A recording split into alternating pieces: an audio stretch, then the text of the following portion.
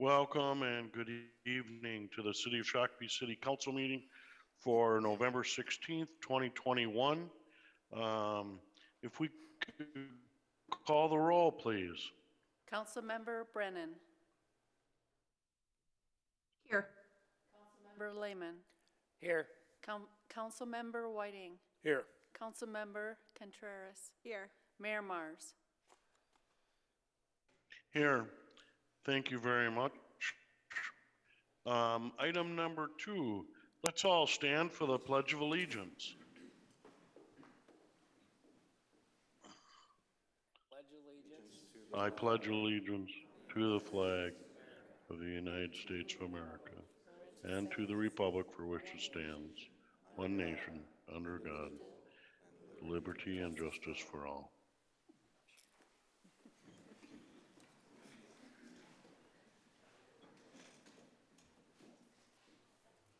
Thank you. Moving ahead to item number 3, approval of the agenda.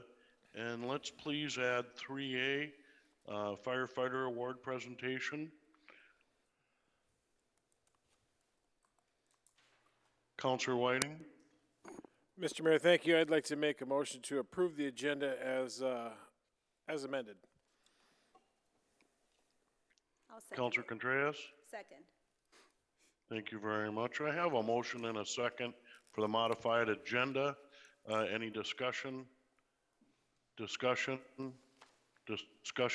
Seeing we have a couple members by Zoom tonight, all our votes will be conducted by roll call, and at this time I will ask to call the roll on the vote for the amended agenda. Councilmember Brennan. Aye. Councilmember Lehman. Aye. Councilmember Whiting. Aye. Councilmember Contreras. Aye. Mayor Mars. Aye. Thank you very much. The modified agenda has been approved. Moving ahead then to the consent agenda. Are there any changes, corrections, updates? Mr. Reynolds. Not from staff, sir. Thank you very much. Councilor Lehman. Mayor, I'd like to remove 4A2, 4A3, 4B2.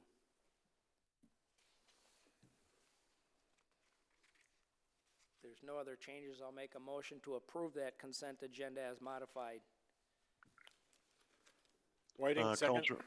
Councilor Whiting with a second. I have a motion for a modified consent agenda and a second. There would be no further discussion, and before we vote then, we would read the modified consent agenda into the public record. Mr. Reynolds. Thank you, Mr. Mayor, members of council. These are the consent agenda items for 16 November of 2021. 4A1 approves the city council meeting minutes for 3 November of 2021. 4A4 approves a separation agreement and release of all claims between the city and Travis Gorsh. 4B1 adopts resolution number R 2021-TAC 160, which approves the application to the Targeted Community Capital Project Grant Program. 4C1 adopts resolution number R 2021-TAC 159, which accepts a $1,200 AAA traffic safety grant. And 4C2 declares 6 forfeited vehicles as surplus property and authorizes their proper sale or disposal. Mr. Reynolds, thank you very much. I have a motion for the modified consent agenda. I have a second. The modified consent agenda has been read into the public record. There would be no further discussion. By roll call vote, please. Councilmember Brennan. Aye. Councilmember Lehman. Aye. Councilmember Whiting. Aye. Councilmember Contreras. Mayor Mars. Aye. Modified consent agenda has been approved. Thank you all very much. And let's move ahead. Oh, I am going to back up and apologize. I forgot 3A. So I apologize. We are going to entertain 3A, which is a firefighter award presentation. Mr. Reynolds. Thank you, Mr. Mayor. If we can have Chief Coleman. He was at the podium and he'll take it from here. Thank you. Good evening, Mayor and City Council. We are here tonight to present Stork Awards to 4 Shakopee firefighters: Greg Stewart, John Clay, Keith Heinzen, and Nate Tice. A Stork Award is given to a first responder who is actively participating in a pre-hospital delivery. On the night of August 14th, the fire department was dispatched to a patient in possible labor. The on-duty duty crew shift responded quickly. Upon arriving, recognized the delivery was imminent. The crew used their training and experience to successfully deliver a healthy baby boy. We are happy to report that mom and baby are doing well. On behalf of Alina, the Stork Awards are presented to Greg Stewart, John Clay, Keith Heinzens, and Nate Tice, who cannot be here with us tonight. Thank you, gentlemen, for your excellent service, and we are very proud of you.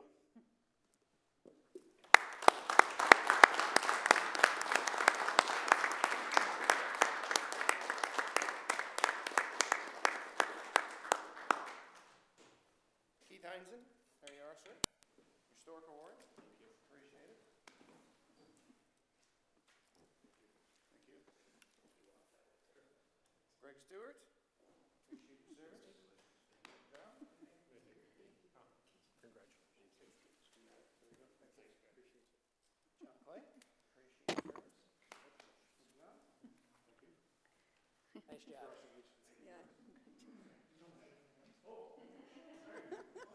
That's okay.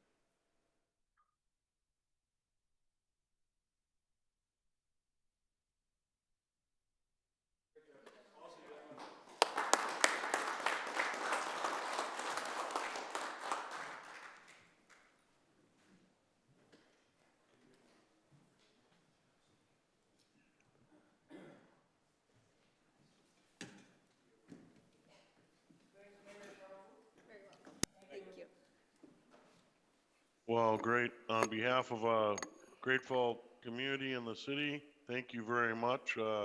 Outstanding effort by our local fire department team and the duty crew. That's great. A great story. Thank you all very much.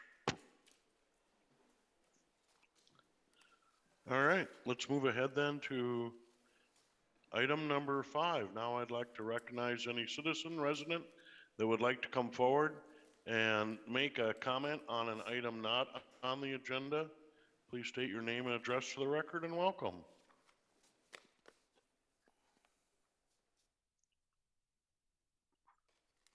Mr. Mayor, is this the time for me to speak up? It is.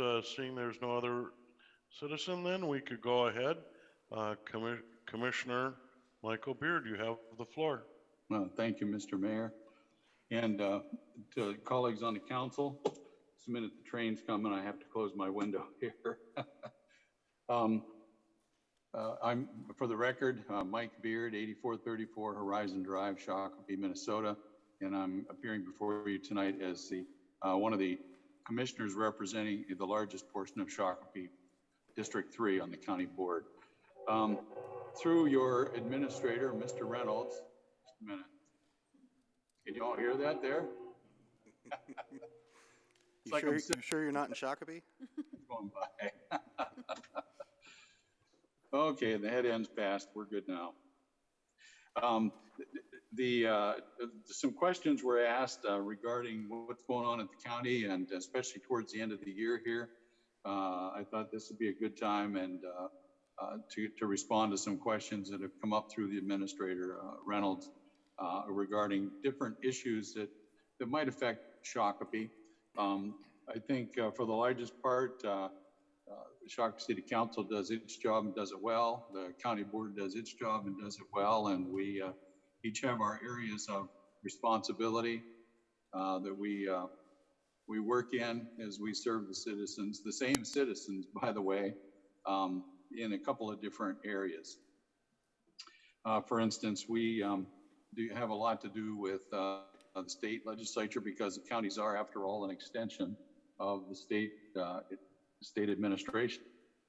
The state comes up with all kinds of good things we need to do, and rather than have everybody run to St. Paul to get them done, they have them come to the local courthouse to get them done. So whether it's driver's licenses or death certificates or passports, or whether you need to be arrested and go to jail and be prosecuted, I know that's coming up here in a few minutes, or whether you're going to drive on county roads. All that comes through from St. Paul through the counties, and we administer that on behalf of the cities and townships and the counties. So I'm going to just run down a list that I hope you have in front of you that Mr. Reynolds provided for me. First question regarding, we had a workshop here about 2 weeks ago regarding the ARPA money. You know, of course, with this pandemic and the way everything's been turned on its head, last year, Congress, in its wisdom, doled out a couple $1 trillion, and Scott County's share was about 17 million. And Leslie Vermillion is in the audience. She can correct these numbers or make them more precise, but I'm going to speak just generally. In the CARES Act, we got about 17 million to help with things that we didn't even know we would have to deal with, or we didn't know for sure if we would have to deal with them. Of the 17 million we got, it came with quite a list of regulations in the form of what we call Treasury guidance. The Treasury guidance, as I understand it, was amended about once a week because you know how it is when people 1,500 miles away are designing a program that's going to help your people, and then they've got to tweak it constantly. So the long and short was, we got to the end of the year, we ended up with about $7 million that we could not spend, primarily because of the restrictions that were put on, the hoops we had to jump through from Treasury. And frankly, Scott County economically did not suffer as much, at least in government revenue, Scott County revenue, as I think we had feared when the pandemic first started. Originally, we were supposed to send that all back. Apparently, Treasury changed their mind again and told us just put it in a fund, an account. We'll help you spend that next year. Well, this year, through another program called ARPA, we have our allocation is 28.9 million. The slightly better news is we now have 4 years to spend it instead of 11 months, which is really helpful, because spending that kind of money and doing it responsibly is a lot of work, and it's eating up a lot of staff time. Again, trying to figure out the guidance from Treasury on what we can spend it on, where we can invest it. And of course, for infrastructure guy like me, especially roads and bridges, I thought, oh, this is great. We can really get going on our roads and bridge program. Well, no, we can't. None of that money can be spent for roads and bridges. It can be spent for a whole list of other things. And so what we've done in this workshop is we have a couple of very bright staff people who have gone through this several 100-page document, the guidance, and figured out what we can and can't do with it. For this year, there's a revenue recapture program. And again, most of us would look at the raw numbers and say, well, we really didn't lose that much revenue. Well, if you read it carefully, it appears that we can capture back about $1.3 million for last year, 2020. And for this year, it looks like we can capture back about 6 or 7 million of that 28 million and actually use that in our budget for other things. Now, Leslie is there, and I'm going to make a statement, and she's going to either corroborate it or correct it. But part of what we were able to do by doing the revenue recapture is hold the levy increase down. Leslie, would you think that's a fair statement? Or am I off base with that?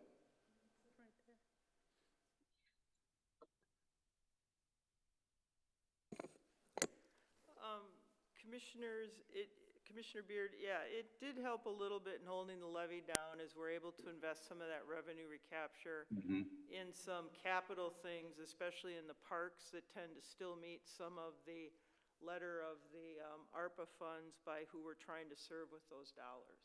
Yes. Thank you. It's not a direct get to yes answer because of the way things are written, but it appears that over the next 4 years, we still have about another 20 million to invest. And it's so new, we can't just say you're going to put it here, there, and somewhere else. So what we did was we sent some principled priorities for staff. And a lot of this is going to be staff working it out and then coming back to us and telling us where they think they could spend it.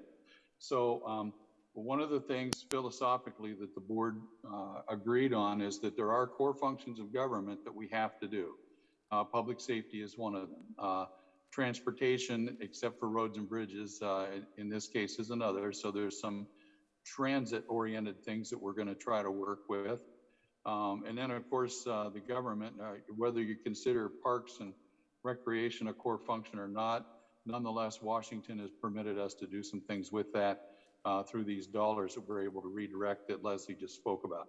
So some of the things we've already committed some of the funding to. During the COVID lockdown, as you can imagine, the whole court system really bogged down. You couldn't just pull juries together. You couldn't just move people through the court system or through the jail like we had because of distancing and testing and quarantines and things like that. So a significant amount of money has been put towards the county share of the court system to clear up the backlogs. And a lot of that has to do with staff time, with catching up on paperwork and working with the cases and the programs and the county attorney's office.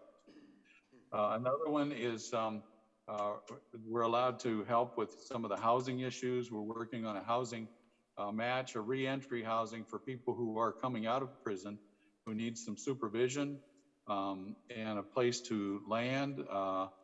Most of us have never been in jail and have come out, but boy, it is really difficult to find an apartment, a place to live, or anything like that when your latest place of residence was at the taxpayer's expense.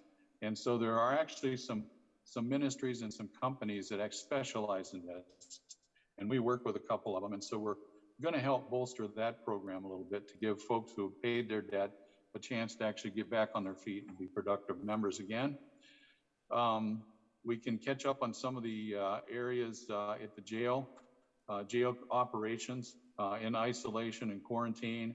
We used up a lot of our emergency materials in public health and in public safety and in public works, and we need to restock those things. Those are a couple of the things that we did commit funds to already. We also, this housing thing has really become an issue, and I don't think that philosophically we have a unanimous idea of what we want to do on the county board and whether it's even a core function of government. But nonetheless, it is there, and we're talking about it, and we can't have people living under tarps and streets. So we did ask the staff to begin to explore community engagement program over the next several months and maybe come back with some ideas on how we could address this whole homeless question and housing, especially entry-level housing. Affordable, I think is the word we call it, without actually having the government build houses and have government projects. You know how that all worked out back in the 60s. It was a train wreck. We don't want to go there. We're still looking for programming that somehow preserves people's dignity and inspires their desire to grab their bootstraps and take care of themselves and own up to their own personal responsibilities. So those are some of the principles we talked about, and staff is working on some things along those lines. And I'm going to hold the other comments on housing till we get down to that, because that's, well, you know what, it's the third thing on your list. Let's just keep talking about it. You know, housing, when it comes to zoning and criteria and regulations, it's either the state with the building code, or it's the cities with their zoning and working with developers on plats and things like that. The county actually has very little to do with single family housing or even with apartment buildings and multifamily housing.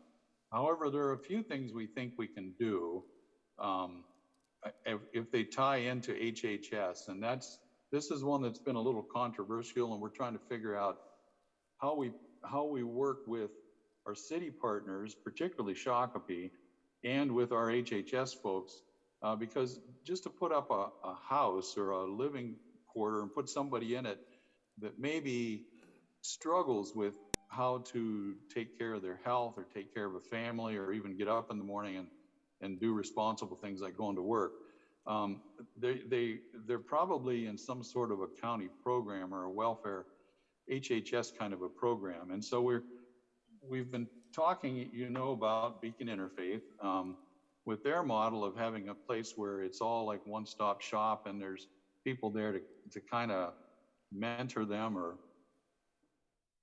monitor their performance and encourage them, just to get back on track, I guess, and keep them off the street. We're not sure that that particular organization is the one we want to work with, but the idea intrigues us.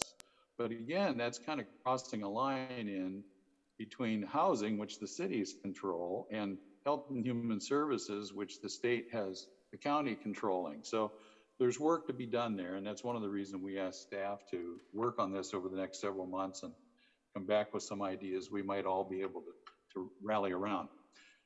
Related to that, but not nearly as directly, is we own, the county highway department owns about 7 or 8 acres of land out on my end of town, on 16 and 18 there. And that could be a place where we could try something, working with the CDA on what they call a community trust kind of a thing, where a trust organization actually owns the land and people can buy a house on that land and live in it as long as they want. But when they're done, they can sell the dwelling or pass it to the next person, but the land always stays in the community trust. And it's an intriguing idea. We've done it a few times in the county, and we think we'd like to take the step with this and run this program for a few years and see if the wings fall off or it's actually a good idea. Expect that. Our staffs are actually working at that behind the scene. I don't know if it's risen to the council level or not, but staff is working, our staff, your staff, on how we can make that work, how much the cost will be for sewer, water, and grading and street access to prepare that piece of land for someone like the Scott County CDA to actually build some homes there. One of the things we also talked about, and this again is at very early stages, is we have our folks out at Bona Vista, which is one of the better manufactured home parks in the area. They actually could almost double their size. And again, it's a very low entry cost to actually having your own home and providing your own shelter. But one of the things they're up against is the sewer and water situation out there. We can use ARPA money to extend sewer and water to that park and make it ready to make it sort of pad ready so people can buy their own homes and move it in there. There's a lot of things that have to happen. For instance, it's in Jackson Township. And I think the state of Minnesota takes a dim view of city sewer and water leaving municipal boundaries and going into townships. I'm not exactly sure why that is. It just is. And so we're going to have to work on a three-way deal here with Jackson Township, City of Shakopee, and then of course the Scott County dispersing the ARPA funds to actually make that all work.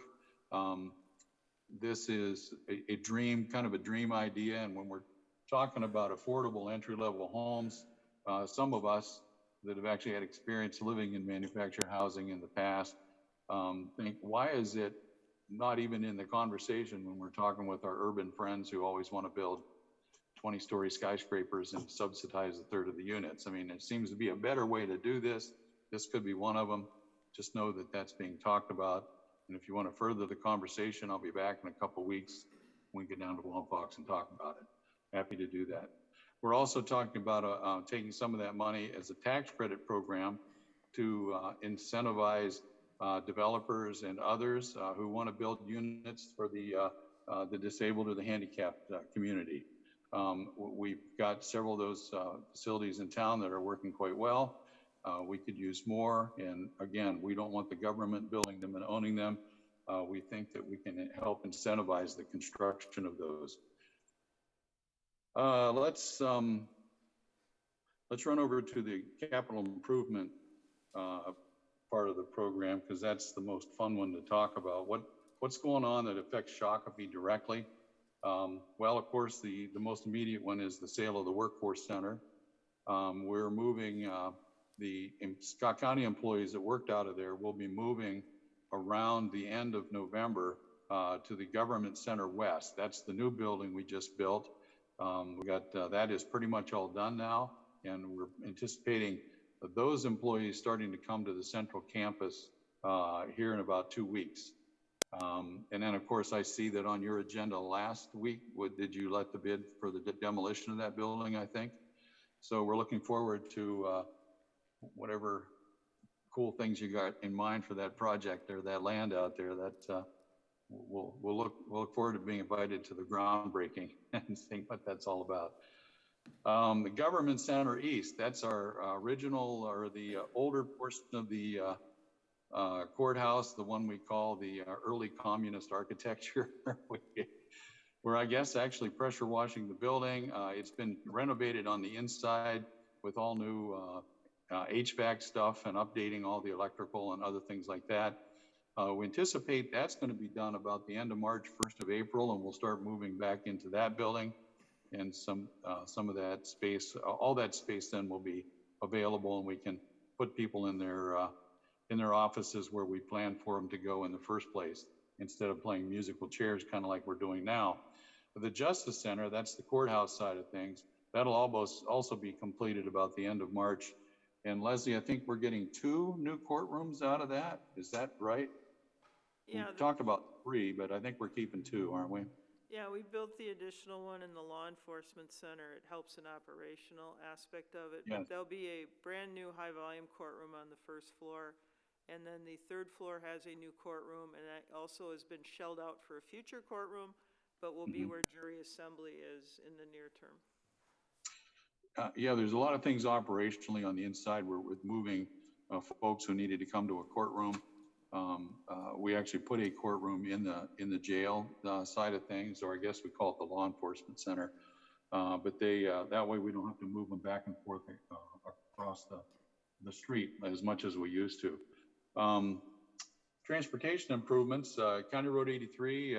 Apparently, staff has things pretty much worked out with Spuck and with the water main and a few other things. If you hear otherwise, let me know. But it looks like that project is a go for next spring. Commissioner, yeah, we've opened bids on that. They actually came in lower than the bids this summer, so we're actually all benefiting from that.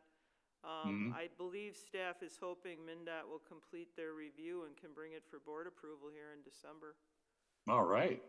Well, there's a little bit of good news. Another piece of good news today. This has been a great day for good news. So the signal at 15 and 16, where there's been a lot of talk about that and staff going back and forth. And we actually had Mr. Lillehog at the board 2 months ago, 6 weeks ago, to talk about that.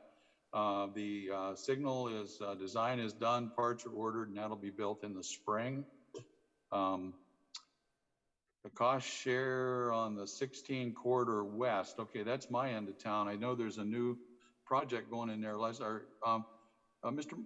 Mayor, maybe Mr. Reynolds can tell me because I forgot to ask him earlier.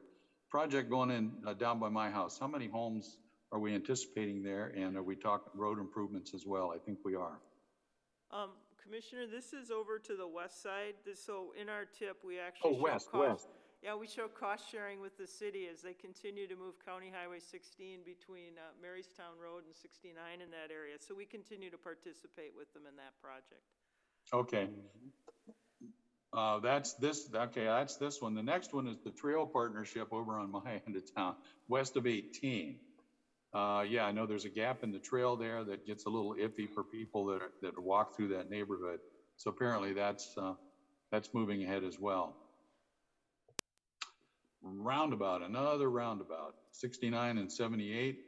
I guess that's in the plans here coming up shortly. Trail extensions on 17 south of 16.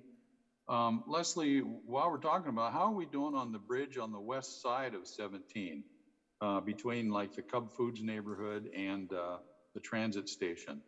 Yeah, that's a federal project that's going on right now. Because of the favorable weather, they've actually made more progress on it this year, I believe, than they thought they would. But that's up for completion next year. It is, okay. Well, I haven't driven down there for a couple weeks, so if something's going on, I missed it, so. Okay, then there's gonna be a lot of overlays and just normal street and highway repair going on all across the county. Projects though on 169 and 13 that you'll wanna hear about. The Dakota Interchange starts in the spring. That's down where all the trucks back up to get into the grain elevator there on Dakota, just past where 13 heads south. We actually have funded that. It's pretty cool how that all came together. Your sales tax dollars at work and a few other things that Lisa Freeze was able to score from MnDOT and the federal government through the, what's the word I'm looking for, where you apply for grants and so on, opportunity grants. She's pulled that together quite nicely. That starts in the spring. The next one on the list that we're working on is the Bluff Drive Overpass Interchange project at Sand Creek. You know, the 41 project is done now. We took the lights out down there by the Holiday truck stop. And that's been a marvelous thing for a lot of us, except for everybody who works in Sand Creek and has to get in on and off of 169 because there's no more gaps in the traffic. It just comes at you constantly. So we are working with our friends at Sand Creek and with MnDOT to build an overpass and an interchange in there so that that truck traffic and the commercial traffic and that what amounts to the new industrial park there actually can get on and off safely and get on and off at all. Related to that, then on the other side of Jordan, down by the old Jordan Supper Club and towards the Yellow Barn, that's County Road 59. We already have designs in place and underway for an interchange there as well, because the last piece then will be to take the stoplights out right in Jordan at County Road 282. And that project currently is slated for 2025. And that kind of is dependent on the sales tax renewal, which is another area I'll touch on that we've been talking about at length at the county board and at scale as well. You know, we put this sales tax, half-cent sales tax on for 7 years and for certain projects so that there would be a time for us as a board to actually have to revisit the issue and say, is this working? Is it harmful? Is it helpful? And I think the general consensus is it's been more successful than we thought it was going to be. And the impact on the local businesses has been very small, if any.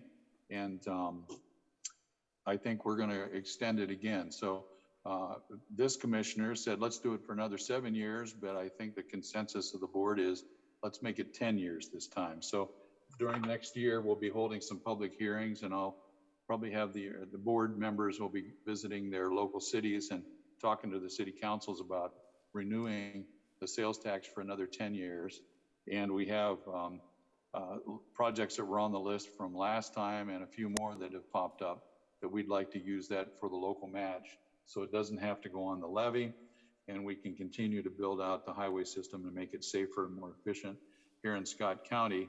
One of those projects that's going to need filled out is the one in Jordan at 282. That still has some funding gap yet, and the sales tax will probably plug that gap.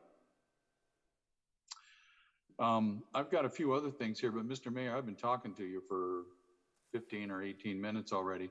Do you have questions or specific things you'd like to hear about, or do you want me to talk about parks and homeless people and CDA and the budget? Well, you've had a pretty robust discussion here about a whole host of items, and the county seems like they're on some things and trying to drive some things forward, and I appreciate that. Councilor Lehman. Thank you, Mayor. I've got 2 questions and then a comment. My first question is, does the COVID dollars, whatever you call them, AR something, ARPA. Do they allow any of them dollars to be spent on future emergency preparedness, whether that's emergency management for a tornado that comes through Scott County, or you know, a future health issue, or flooding, any kind of future emergencies? Well, before I let Leslie respond to the future part, know that we do have, we actually run tabletop exercises from time to time in our emergency management division which is within the sheriff's department. And they plan for things like that. God forbid, a train wreck, massive flooding, tornado, blizzard that goes on for 8 days. You know, they talk about a lot of different things and how they're going to respond to those things. Whether or not we can actually salt anything away, like extra snow plows or anything like that, I don't know how we would accommodate that. But Leslie, perhaps you can speak a little more to the budget side of things and what we can use it for. I didn't need to go into detail. I was just throwing it out there to see if it might be something to check into. Oh, noted. Thanks. Second comment, a question is, you talked about the court backlogs, the added COVID cost, and later we're going to be talking about our increased cost on the Scott County Joint Prosecution agreements that we have. Are any of them costs being moved over into our agreement, raising our costs, which we're seeing a pretty substantial increase in that agreement? I think my short answer is no, but Leslie has more detail on that than I do. Yeah, these were positions that just went into play with the ARPA money because one of the clear uses for it was to help clear up the backlog. So several of these positions are only for the next 18 months or the next 24 months or next 3 years, depending upon the timing of what the court administration is seeing. The real issue that we're facing with some of the issues with the agreement, Councilmember Lehman, is really the change in the philosophy of the impacts to the people that the courts are dealing with. There is a big difference in the amount of fines that are levied and those types of things against people, and that has changed the revenue that has come in from some of those areas. I guess just to follow up on Councilor Lehman's question, so that the reduction in the fines is leading to this new agreement or update of the agreement of the JPA agreement that we've had for a dozen years or greater?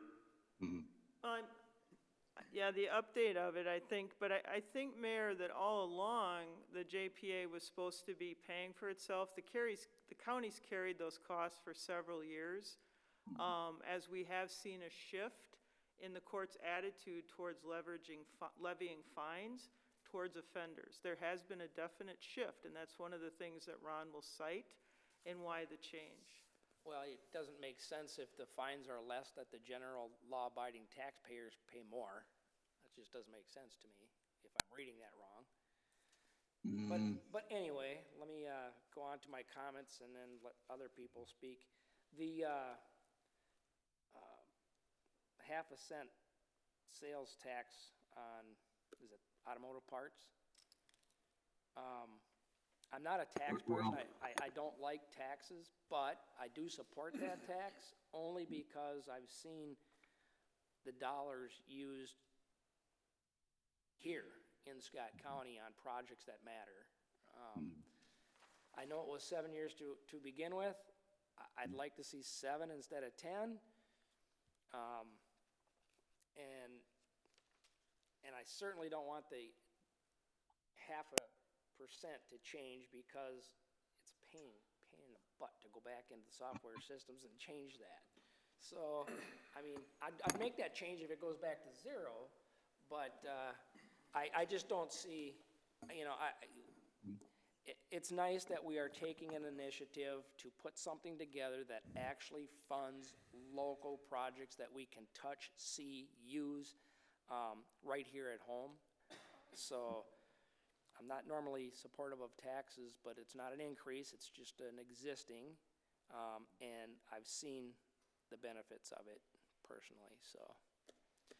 Yeah, the Mayor. extension of it, Councilmember Lehman, when it came to the Transportation Committee, they did discuss 7. Staff had actually proposed 15 because it would complete all 4 of the corridor studies that are left to be done, 169, 13, 17, and County Road 8. The board felt 10 would get a pretty good handle on finishing the majority of 169 and 13, which has been a focus now, if you can believe it, when we started on this IRC corridor since 2001. And so both of those corridors are now down to 1 or 2 projects by 2025 with the implementation of the sales Well, tax. and I've been a part of the 169 Corridor Coalition since its very inception, so I'm well aware of these projects on 169 and, well, and 13 and Savage. I've updated our council on a lot of these projects and how they impact us. So it's, yeah. You're gonna hear good news, I think, tomorrow on the 169 coalition. All right. Good. Counselor Whiting.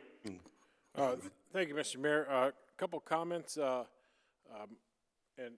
to the sales tax portion. I know 7 years ago we argued, I argued more of that sales tax portion being allocated for projects in Shakopee. And I understand that a lot of these other projects do alleviate traffic and help in the long run. But again, I believe that Shakopee is a good driver of quite a bit of this sales tax. So I'd like to see a focus, at least somewhat, focus for Shakopee on getting a few of those projects for us. And I know at the time I was arguing for the 83 project, and that didn't get funded with that. And so I was concerned about that because we knew it was coming, and we had issues with that. So I'd like to see that. But I do want to talk to you, and I might take you up, Commissioner Beard, on that trip to Wampauks. I think the idea of expansion of mobile homes is a great idea for housing, and it's low-hanging fruit, and it does help people build themselves up from a lower level of buy-in. So I appreciate that thought, and think that might be a great project. So that's all my comments are, but thank you. You're welcome. Mr. Mayor? Thank you. Others? Mayor, if I may add. Yes, Counselor Lehman. Let's just, you know, a lot of these projects that are in Shakopee, you had the 101 River Crossing, 69, the 69 bridge and ramps, 41 backed up into Shakopee, Marshall Road from the hospital all the way out past to 42, and the 42 interchange, new design, 42 Marshall Road, improvement, 42 improvement, 83 improvement, south of 16. And there's many other projects. So there has been a lot of projects in Shakopee. I know it's never enough because we just going gangbusters, but there is a bigger land mass of Scott County that also has needs. There's obviously much more needs throughout Scott County than what the dollars can cover all of them, and it is a large land mass.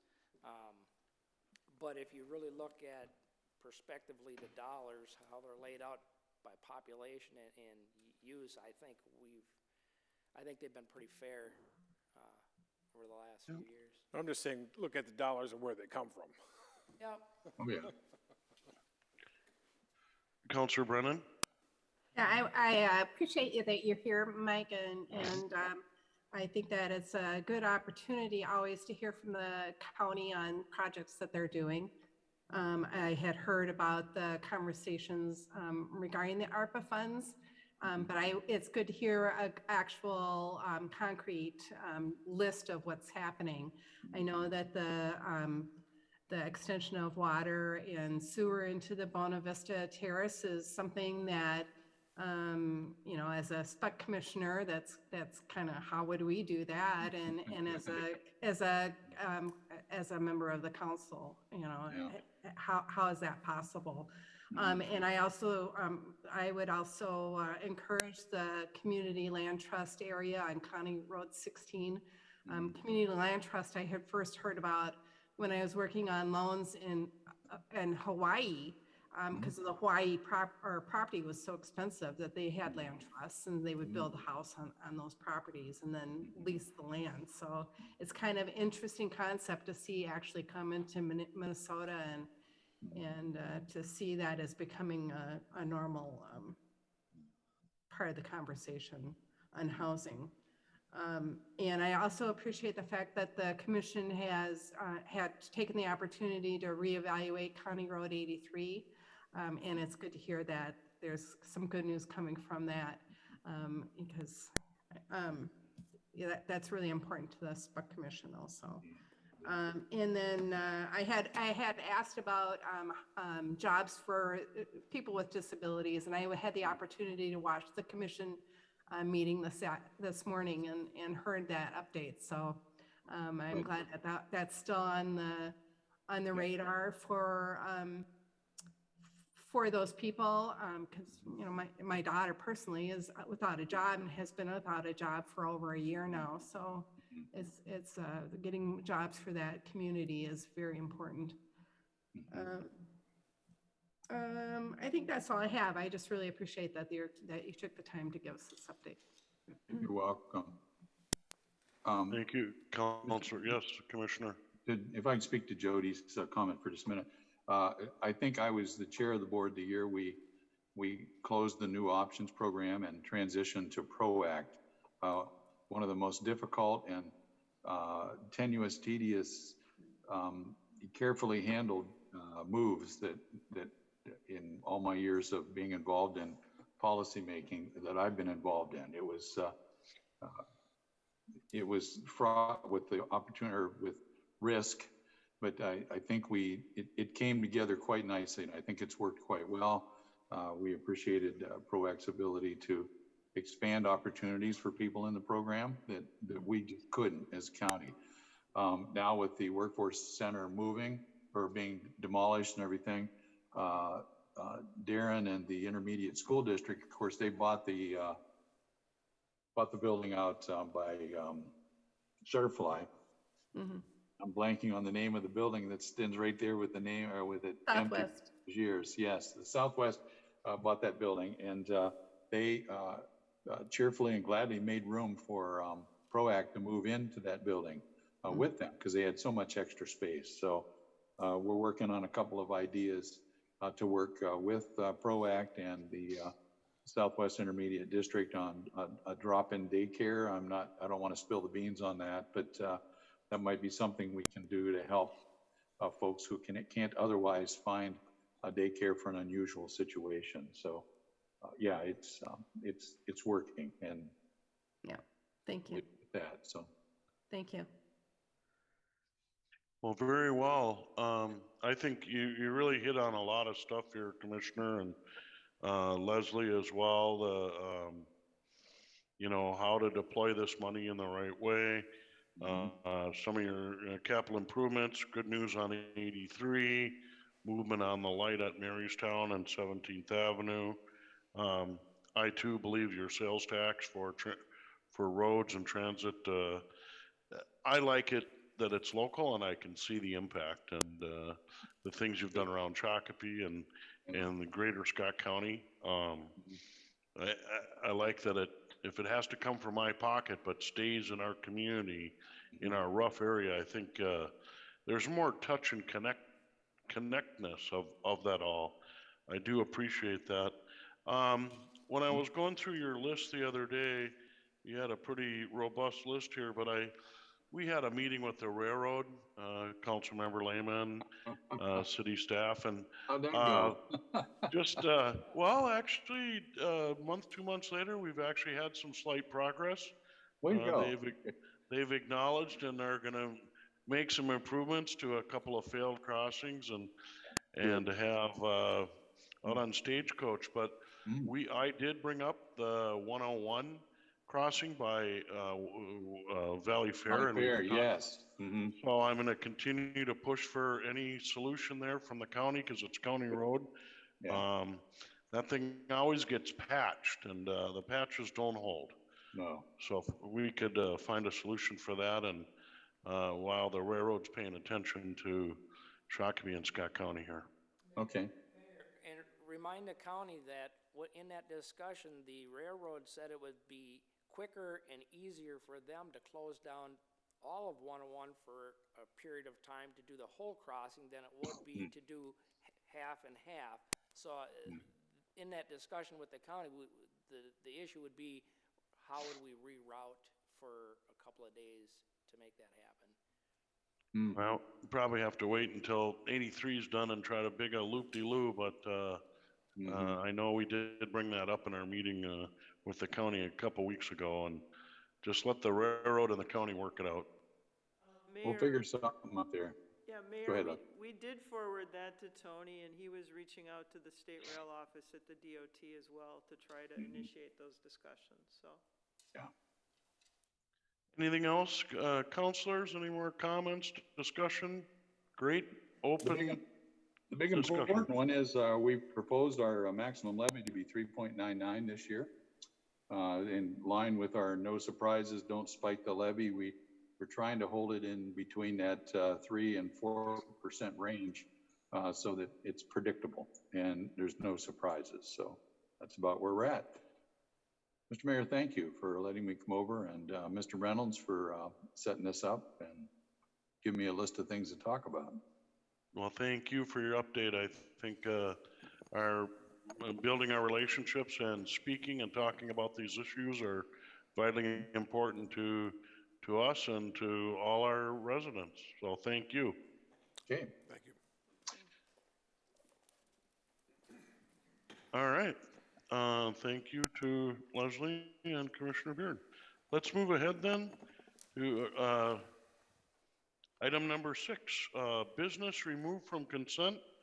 And I believe we had 3 items. And the first one was 482, which is the JPA, Joint Prosecution Agreement.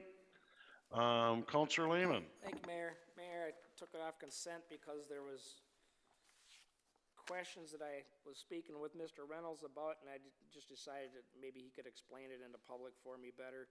Prices are going up substantially. I'm not exactly sure why that is. Heard a little bit about it from the county tonight. And there's much of this document that's highlighted in yellow. I'm assuming that's new wording or something has changed, and I just wanted to get a briefing on these changes. Thank you. Mr. Reynolds. Thank you, Mr. Mayor, members of council. First of all, let me say that I think that the Joint Prosecution Agreement is just an outstanding agreement for all of the cities in Scott County as well as the county itself. As a former prosecutor myself, back in my younger days, I can tell you that the idea of having multiple cities prosecuting different cases and having different results at the end of the day would not be a good thing for the county as a whole. It is more efficient and more effective for the county to do it, and I certainly am a big supporter of this agreement. That being said, am I happy that fees are going up? Well, of course not, but I certainly understand. As was touched on just a little bit by Commissioner Beard, there really has been a shift in judicial philosophy the last couple of years with the recognition that sometimes the people that find themselves in trouble aren't people with a lot of means. And Councilor Lehman, I certainly get your point that that doesn't mean that tax-paying residents should pay for those particular costs. But we really don't have any control over that. The judiciary is an independent branch, and they essentially are determining that we're not going to overload these particular people with financial issues, and that's having a real impact on the prosecution in regards to what is returned from each of these cases. So that is probably the most substantial portion of this agreement. There is obviously the City of Credit River, which is now an incorporated city, has been brought into the agreement as well. And there was a updated memo agreement from October of 2014 that was never actually put into the agreement. It was a side agreement, and that has been incorporated actually into the terms of the agreement itself. The biggest thing, though, is the fee structure. I will note that the county is allowing all the cities to essentially take 2 years to get up to par to their costs, and so that's why you'll see our first year for 2022 being $26,500, and then it doubling to 2023 to $53,000. It will continue to increase. I don't think there's any doubt about that. Our hope is that that will be an increase that we can maintain and manage, but I fully expect that it will continue to be a big piece of our budget going into the future. Second question, if I may. Under Page 6, number 11, civil matters. Liquor licensing questions. Currently, these come before us if there's violations. Is this telling me that they will no longer be coming before the council if there's violations in Shakopee? No, nothing will change, Counselor. That actually is from the original agreement from 20 years ago, or not 20, but probably 15 years ago. But so there's no change. There's some of the language in this. It talks about what can occur, but not necessarily what does occur.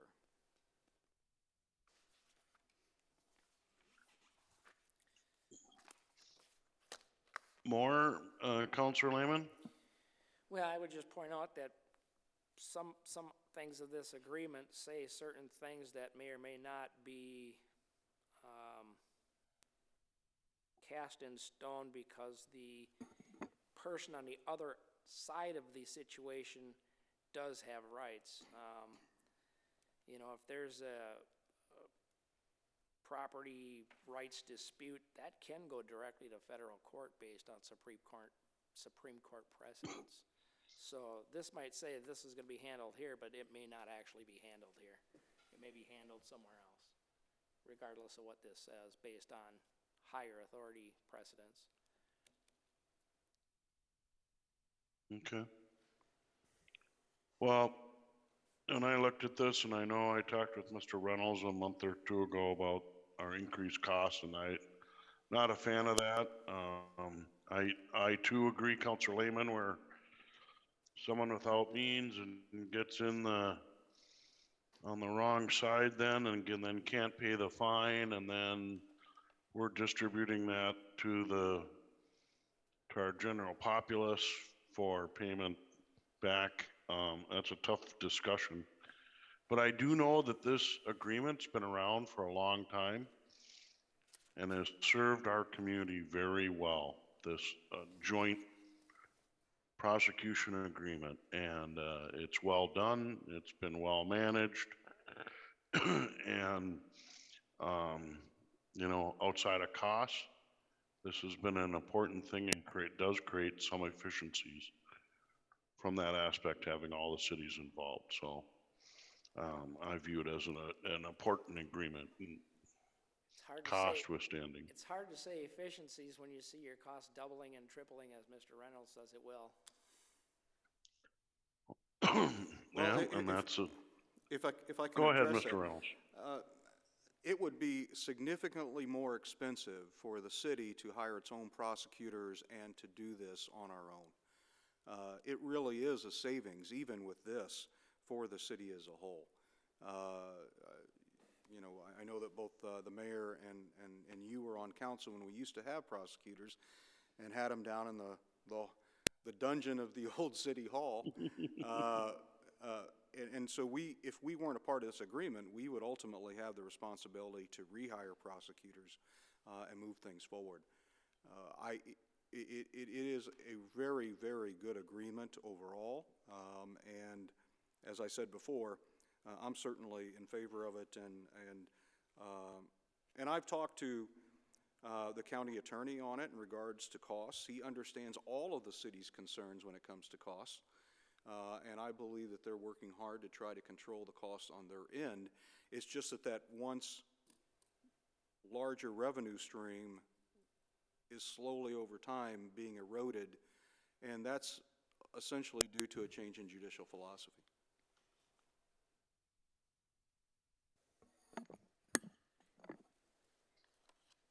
Oh, very good. Any other comments, discussion? Counselor Whiting? Thank you, Mr. Mayor. Nobody likes to pay more for anything, but I too agree that this Scott County Joint Prosecution Agreement is of value to the community, so I would make a motion to approve the Scott County Joint Prosecution Agreement. I'll second it, Mayor. I have a motion and a second by Counselor Contreras. Further discussion? Discussion? Discussion? By roll call vote, please. Councilmember Brennan. Aye. Councilmember Lehman. Aye. Councilmember Whiting. Councilmember Contreras. Aye. Mayor Mars. Aye. Thank you very much. Very good discussion. Let's move ahead then to another item off of consent, 4A3, which is the authorization of a communication specialist. Counselor Lehman. I'm just, seeing the increase in our taxes at 7% and inflation. I'm looking to minimize impacts on our residents, and I'm not sure I'm in support of this position at this time. Okay.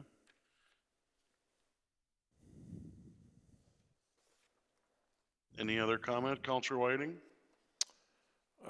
Thank you, Mr. Mayor. You know, this is to authorize a communications specialist, a graphic designer. And I think, you know, one of our goals is to communicate better, and through graphic design, I think that's the easy way to do that. That goes out in many different types of communication, whether it's print or web design or whatever.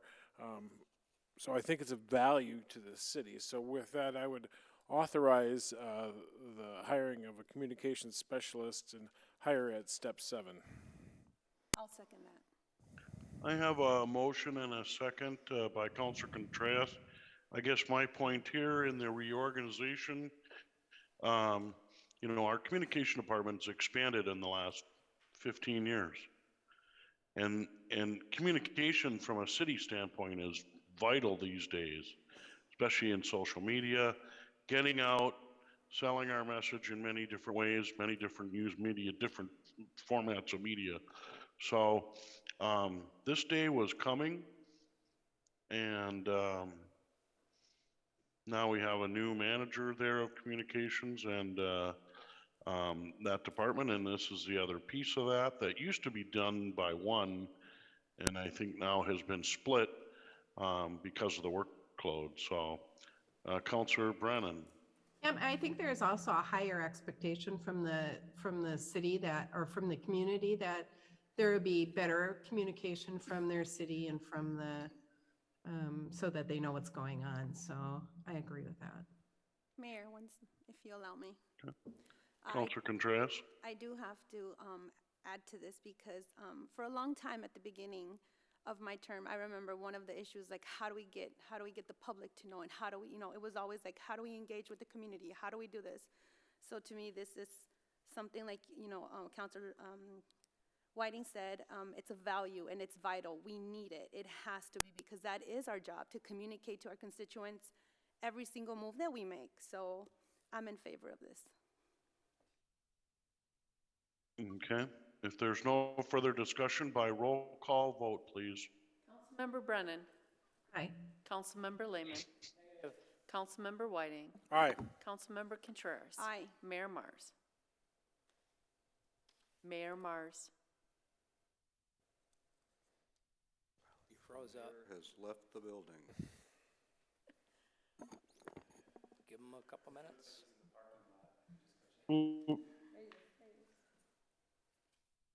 Happened to me today. Can you repeat that, Yeah, Mayor we Mars? got just 1 minute here. Just 1 minute.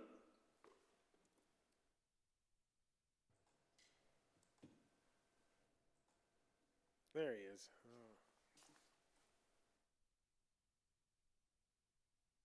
All right, I apologize. I'm having a little bandwidth, Mayor Mars? but aye. That vote got recorded 4-1? Yes, sir. Okay, I apologize. Let's move ahead then to 4B2, that's removed from consent. Councilor Lehman, this is for an amendment to an SRF for additional work of EAW in Canterbury. Yeah, Mayor, I took this off so I could vote against it. I'm done with putting taxpayer dollars down this funnel. Just that simple. Oops. All right. Yowzer. Our screens just went all funky, so. Yep, I see that. I know. Okay. Mayor, if Are we going to hear from staff or? It's pretty simple. It's Okay. 4-1, so we'll just move on. Mayor, if I may. Counselor Contreras, Thank you. I'd like to make a motion to approve an increase in the SRF contract by $29,500 for the Canterbury Entertainment District, EAW, amending the total contract amount of $174,468. Second. Counselor Brennan, second from Counselor Brennan. Further discussion? Mr. Mayor, Further discussion? Mr. Mayor, if I may, Counselor White. you know, this is expansion because we've expanded the area.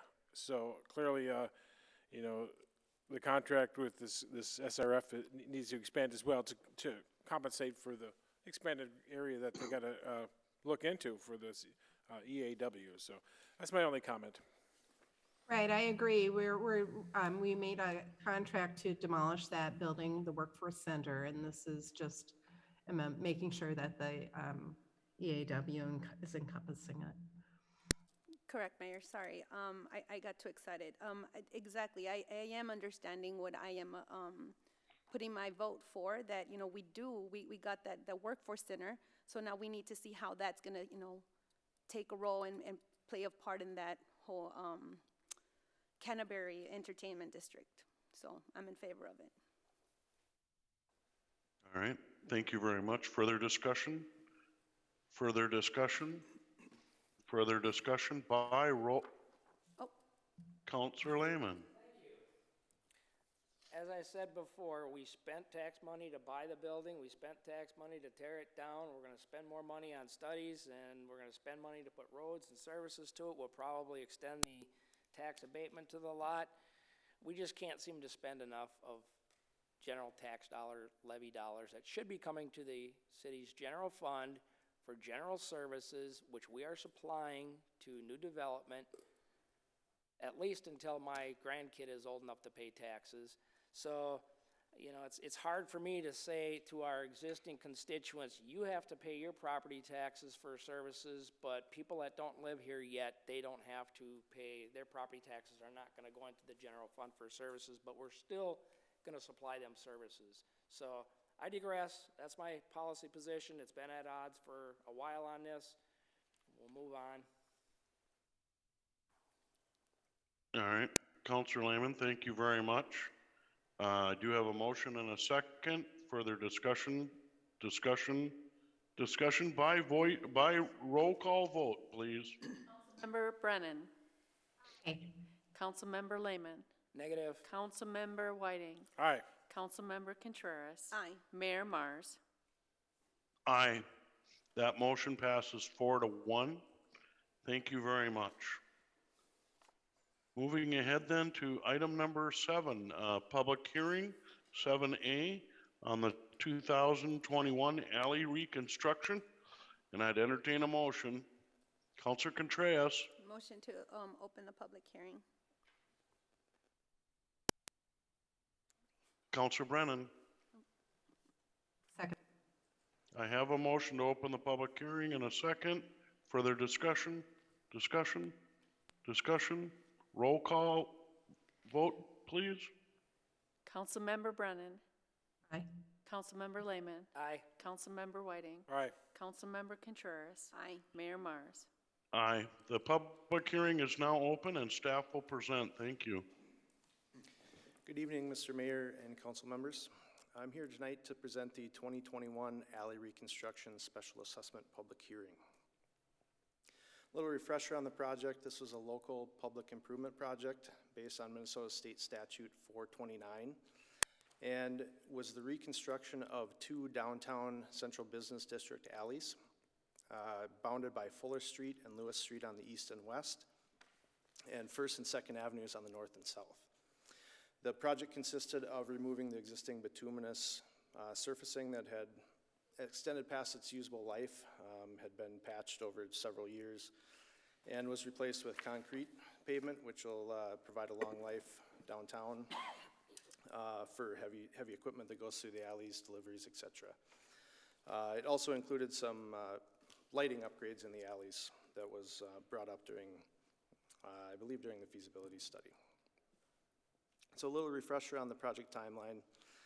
Council received the feasibility report back in February of 2021. Shortly after a public hearing was held and the project was ordered in March of '21, at which time plans were prepared, the project went out to bid, and in May was awarded to BKJ Land Company. The project was constructed, majority happened this summer, between June and July. A couple of outstanding items, punch list items, were finished up here this fall. And that brings us to tonight, where we will have the public hearing and hopefully adopt the assessments. So a couple of pre and post project pictures. This is the east alley between Holmes and Lewis Street. You can see on the left the condition of the pavement prior to the project. And as you can see, this was taken before the redevelopment of the old City Hall site, so the Deco building was not in the picture at this time. So you can see the pavement was in pretty poor condition, a lot of patches from various small utilities down there, and caused issues in the winter with storm drainage.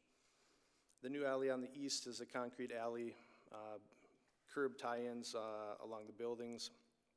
And the design of the alley is an inverted crown, so the stormwater is directed to the middle of the alley, then flows out to the public storm system on either end of the street. Again, this is before and after pictures of the western alley between Fuller and Holmes Street. Same thing, you can see the poor condition of the pavement prior to the project, and then the concrete pavement after the project was complete. You can also see in the distance on the right picture a couple of the new light poles that were added as part of this project to improve some lighting down there that was a concern of some of the business owners. On to the project costs. At time of contract award, we had an estimated total cost of $171,143. Actual final cost came in slightly higher at $175,935.89. Part of that was due to the lighting improvements. At the time of contract award, we hadn't included any. We just weren't sure that we were going to be able to get those lighting improvements actually constructed. We needed to get some easements obtained, and so we kept that out of the original amount.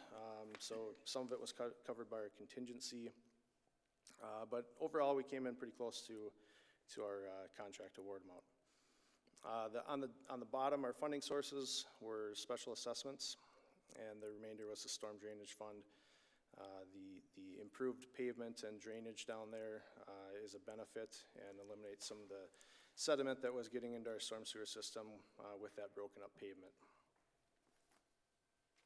So again, this is a special assessment project in which we follow the City of Shakopee assessment policy, which states that 30% of the assessable street improvements were used to determine the total assessable amount. During feasibility, we looked at a few different options for assessing this project. We could have gone with frontage on the lots that abutted the alley. We looked at it, and the cost per acre basis seemed to be the most fair to the business owners down there. So the assessment rate was determined based on 30% of the assessable street improvement costs divided by the number of acres benefiting from the improvement. As you can see from the map here, this was the assessable area. The areas in green are the assessable area for each lot. This is unique in that all of the properties have frontage on at least two streets. So they would be assessed, on First Avenue, say they would have an assessment for a First Avenue improvement. So we tried to adjust for that. Likewise, on some of the corner properties, they abut three different streets. So for example, 129 abuts Holmes, 2nd Avenue, and the alley. So we tried to adjust for that in our assessments, knowing that in the future they will likely pay an assessment on the other frontages. So with that, the assessment rate came to, at feasibility level, it was $40,322.58 per acre. We came in very close to that with the actual costs at $40,538.22 per acre. Those look fairly high compared to some of the assessments that you'll see, but keep in mind that these are very small lots. Most of them are less than 1/10 of an acre. So the proposed payback period is 10 years, and the interest rate is set at 4.5% for these assessments. And that's based on if the city were to have to sell bonds for this, we would be paying approximately 2.5% interest. On top of that, we had 2% to pay for overhead costs and such on our end to cover those costs. So here's an example of an amortization schedule for one of those assessments. Not a lot of the lots were the same size, so I tried to pick one that was representative in the middle of the assessment ranges.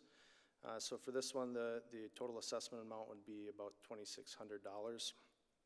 Using that 4.5% over 10 years, the initial payment would be about $400 and the final payment would be about $275.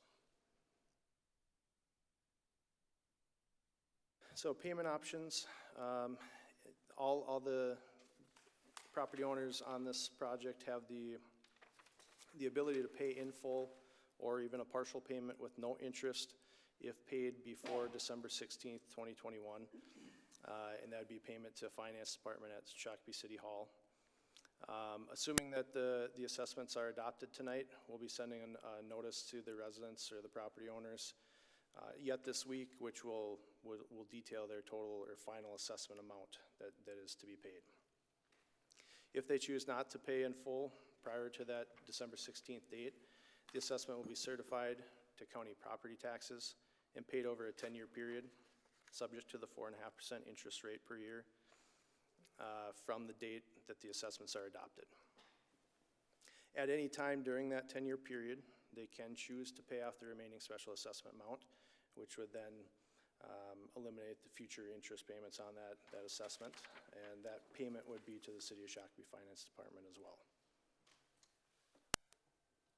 So one item of note is that property owners wishing to preserve their right to appeal their assessment would need to file a written objection to the assessment prior to the close of this public hearing tonight. Prior to the meeting, I had checked my email. I had not received any of those objection notices. I don't think I see anybody that's on our project here tonight, so it doesn't look like we'll be getting any, but in case we do, we will make note of that. So with that, staff recommendation is to adopt Resolution R 2021-164, a resolution adopting assessments for the 2021 Alley Reconstruction Project, CIF 20-009. Councilmember Lehman. Thank you. Thank you very much. Questions of staff? Councilor Lehman. Thank you, Mayor. 3 questions. The first one for staff is I'm looking at your assessment map, and I'm looking at parcel 102, and I'm comparing it to 112, 124, 118, 17. The rest of them on the corners look like they were cut in half. And when I look at 102 on my map, it doesn't look like it was actually cut in half. Or maybe the dotted black line is cutting off the rest of the property. It just doesn't look like it's on a corner and it was cut kitty corner like the rest of them. Yeah, Mayor and council members, 102 is unique in that it actually has frontage on 3 streets. So it has the alley frontage as well as Holmes Street and First Avenue. So it'd be similar to say 129 on the south side of the block. So what we did there is we tried to split it into recognizing that they would pay an assessment on all 3 of the frontages that they have. Okay. Does that answer what you're looking for? Well, I just wanted to make sure that it wasn't just a accident that it happened that way. Yeah, it was split up so that it ultimately could have 3 assessments against that property, and so it was. Doesn't 112 go all the way up to First Avenue also? It does not. It does not. So 112 is bound just. Let's see here. So here's the property line, the north property line for 112. These 2 are actually separate parcels to the north of it. All right. Okay, and the second question, Mayor, if I may, Yes, go ahead. the contingency amount, is that increase mostly from the lighting improvements? That's correct, yeah. So we had some additional lighting costs, buying the new poles that meet the downtown standards for the taller poles. Okay. Part of that was there's an existing light behind Babe's that needed, the base was there, Unfortunately, the bolt pattern of the new poles doesn't match the bolt pattern of the old poles, so that base needed to be removed. We were lucky in that the additional easement that we got for another light to the west was donated by the property owner. Didn't have to pay for that, but we did have to pay for another base, the wiring to hook those lights up, etc. Okay, Mayor, my last question was, past discussions, we talked about these alleys being, is this concave? Like that, so that the water flows in the middle. Correct, yep. We did that with these alleys? That's correct, Councilmember Lehman. Yeah, we designed it as, it's called an inverted crown. So rather than tipping out to the gutter lines, Right. it actually tips to the middle. Okay. And then that water is directed down the middle, out to the end of the alley where it gets into the storm sewer system. Okay, thank you, sir. That's all the questions. Thank you very much. Other questions of staff? Other questions of staff? Seeing none then, thank you very much, staff. Appreciate it. Good presentation. This is a public hearing. If anybody that would like to come forward and make comment on this assessment hearing, please come forward, state your name and address for the record. And welcome.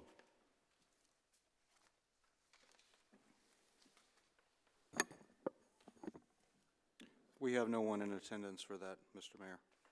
All right, thank you very much for that update. Councilor Whiting. Make a motion to close the public hearing. Second. I have a motion to close the public hearing by Whiting, second by Contreras. Further discussion? Discussion by roll call vote, please. Councilmember Brennan. Aye. Councilmember Lehman. Councilmember Whiting. Councilmember Contreras. Mayor Mars. Aye. The public hearing is now closed. How would you like to proceed, councilors? Councilor Lehman. Mayor, I'll offer resolution R 2021-164 adopting assessments for the 2021 alley reconstruction project CIF number 20-009. Second. I have a motion and a second by Councilor Brennan. Discussion? I guess we've seen 3 or 4 of these projects on the alley rebuilds in our downtown area, and I don't like assessing people, but boy, these new alleys are very nice. And actually, in talking to this 2-block section that we took on this year, I've talked to several business owners that say it's very nice improvement, well worth the money, and you know, it just makes life a little easier in that instead of the big potholes and you know, residents and business owners think of looking at the property, and some of them may worry about storm water. We worry about storm water, but I've heard nothing but compliments on these. I've actually heard more to the west. When can we do another one down the line? So, Councilor Lehman. Mayor, and I'm hoping that, you know, there are some heavy truck traffic deliveries and stuff down there, and well, we all know the post office alley gets used heavily for mailing. Yeah. I'm hoping that the concrete lasts much longer than the blacktop. So, right. I guess in 20 years we'll see. Yep, very good. Further I have a motion. I have a second. Further discussion. Discussion by roll call vote, please. Councilmember Brennan. Aye. Councilmember Lehman. Aye. Councilmember Whiting. Aye. Councilmember Contreras. Aye. Mayor Mars. Aye. That resolution passes. Thank you all very much. Let's move ahead then to 8A1, which is our monthly financial review for October. And Nate will present. Welcome. Good evening, Mayor and Council members. Tonight, I'll be covering the monthly financial report through October. Let me pull up the PowerPoint here.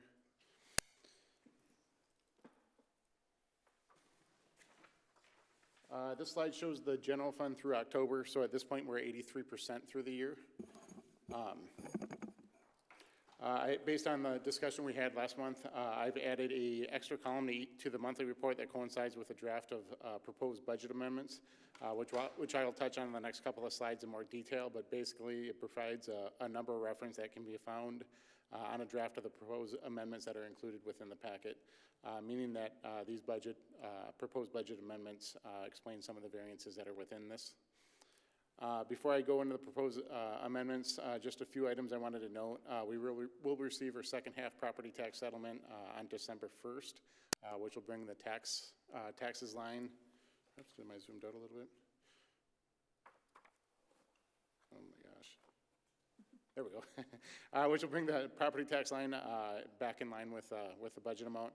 A couple of divisions currently are exceeding their budget targets, such as finance and park maintenance.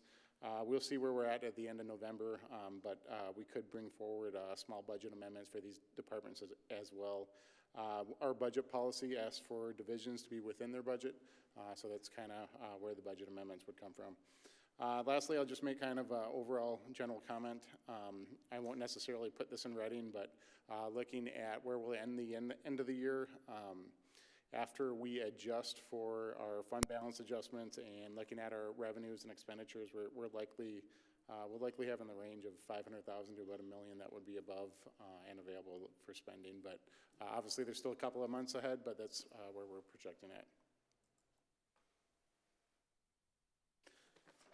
So currently we identified 6 budget amendments. For each of the budget amendments, I also provided a reference to the city council meeting in which they were discussed. The largest would be for the coronavirus fiscal recovery funds, otherwise the ARPA funds as we've referred to them, or we've probably referred to them a number of different ways because they have a couple of ways that they describe them. But so we received $2.2 million in July. Our intention was originally to bring forward a budget amendment and a copy of the federal reporting to council in October, but recently they've pushed those reporting deadlines out from October 31st to April 2022, which I think is good because it just gives local governments a little bit more time to decide on their spending plans and work out some of the details as far as the federal guidance right now is the interim final guidance, so they haven't even issued the final guidance yet. So I think that's a good thing. So this budget amendment, just an update on the spending so far, or at least the approved ones that have gone through council, would be the gateway signage, the parklets, contracted services for marketing and entrepreneurship, sewer jetter replacement, and the cost of living adjustment. So we have about $1 million still available in 2021, and then $2.2 million that would be coming in 2022. The remaining budget amendments are listed here. Budget Amendment 2 relates to the additional building permit revenues for the new building inspector, electric vehicles, and contract with Stantec for the master plan and AUAR. And we also have budget amendments for the hiring of the graduate engineer, communication specialist, which was also approved tonight, conversion of the ice arena and recreational specialist from part-time to full-time, and the hiring of temporary help to complete the conversion of HR records to electronic format. Again, it's our intention to bring these forward for council acceptance in December. I know these have all probably considered approved already budget amendments, but I think it's helpful to have them all in one place. I think it's more transparent and easier to follow. Here's a look at the recreational facility operations budget to actual. All 3 facilities are ahead of where we were last year in terms of revenue and performance. I know the year-to-year variances are shown on the slide here. If you look at revenues in comparison to the budget in total for ice arena, we're at 70% of budgeted revenues, and then for the community center, we're at 66% of annual budgeted revenues. I didn't have investment reports in time for last month's report, so I've included the quarterly report with this monthly financial report. Just a couple of slides on investments. Total investment made up of 2 different things, which is our investment earnings and then an adjustment for market value. The purple line on this slide shows the investment income through the 3rd quarter, so through the end of September. With a low interest rate environment, you can see we're currently tracking below where we've been the last 4 years. We're looking at about half the interest earnings that we've seen in the last, at least compared to last year. And then the unrealized gain, or otherwise known as the market value adjustment, again, it's the purple line here. As rates declined over the last couple of years, we actually had large unrealized gains for those years, which are the red and green lines of 2020 and 2019, where rates have been mostly flat or slightly up from last year, so this kind of reversed that impact. The adjustment is only a paper adjustment, as we do intend to hold all these investments till maturity. So when you combine both the interest earnings and unrealized adjustment, as we're currently tracking with a large market adjustment this year, we're actually at an investment loss. Yeah, like I said, combining both those factors, we're actually at a little bit of a loss for the year, and we're likely to end that way unless interest rates were to decrease between now and the end of the year. So with that, I'll open up to any questions you might have. Thanks, Nate. Questions of staff? Councilor Lehman. It's probably a hard question to answer, but it seems that, okay, so we've got inflation happening, and usually to tamp down inflation, you raise interest rates, but raising interest rates in the federal government situation doubles their debt payments and makes it almost unsustainable. They kind of boxed themselves in the corner. So how do you plan for the next couple of years? Well, obviously there's no predicting what interest rates will do, right? I mean, you can't. When you expect them to go one way, sometimes they go the opposite way. But I think right now, from what I'm hearing, is that they'll slowly work their way up. So I don't think you'll see a rapid increase in interest rates. But obviously, again, I can't predict the future. So it's maintaining stable investments and maintaining I guess, a system to being able to ladder investments out a certain amount of years. So as long as you've got a systematic approach over time, you're ultimately ahead some years and behind other years, but you're generally moving in the right direction. And the second part of that question, Mayor, would be there's been talk of taxation on unrealized gains. Would that affect the city? Not at all. We don't pay taxes on realized gains, so we wouldn't necessarily pay taxes on unrealized gains either, so it would have zero impact on the city itself. All right. More, Councilor Lehman? No, I think he said government exempts itself from its rules. That's what I thought. Well, I think in regard to the interest and the unrealized gain or loss, I think that really for 2021, it was such a flat line for so long. It probably played a big role on both the interest aspect side of it and then the investment side of it, that and not much movement in interest rates in some of our longer term, maybe even higher rate, or came due and we had to replace with lower rate. And then the lower rates, even if there's a perception that rates are going to move higher, your rollover rate item purchase might be worth less.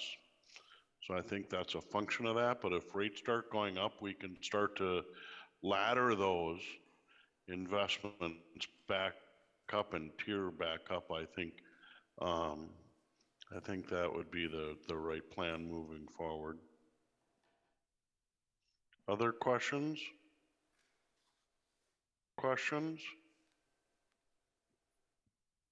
If not, Nate, you can continue. That is all I have, but I would say that's a pretty accurate statement that, as we continue to ladder, as interest rates come up, we'll obviously be more successful in the long run. Just keeping a similar investment philosophy under both scenarios, I think is our best approach. And I would just make one other comment. What's kind of interesting when you start digging into the numbers, if you look at what we're actually holding currently, they're worth more than when we bought them. So overall, we're at a realized gain, but because the market value adjustment is comparing where you ended on December 31st of last year with December 31st, well, I'm projecting ahead to December 31st of 1 year, you're just making that annual adjustment. So where we saw big gains the last 2 years, what goes up comes down when eventually you come back down to, what the actual par value of the investment is. So. Nate, as always, thank you very much. Do appreciate it. If there's no further questions, we'll move ahead then. Let's move ahead then to 8A2, which is our continued COVID local fiscal recovery fund discussion that we had a couple months ago, and then it came up again, and Mr. Reynolds. Thank you, Mr. Mayor, members of council. It was actually pretty instructive to have the county here a little earlier and telling all of you their struggles to try to figure out how they are going to spend their funding with all of the requirements that the federal government had placed upon them. We're lucky. Essentially, we were able to have all of our funds fall under the mode of lost revenue. As such, that really relieves us of the responsibility of all the requirements that the federal government has put on other organizations. Now, obviously, we can't use this funding for things that we couldn't use it before on, so we have to keep that into consideration. And as you remember from our August 4th discussion, we had originally brought a list of items to you that really had no staff work done on them for the most part. And the whole point was not whether to judge whether or not the project was good or not, if that was something you wanted to do, but it was more, was this project something that you would consider using these federal funds for? And through that discussion, we were able to do some things, and other things were on hold. And as part of that discussion, if you'll recall, I said, you know, we still are going to be bringing stuff to you. This was our initial take on things.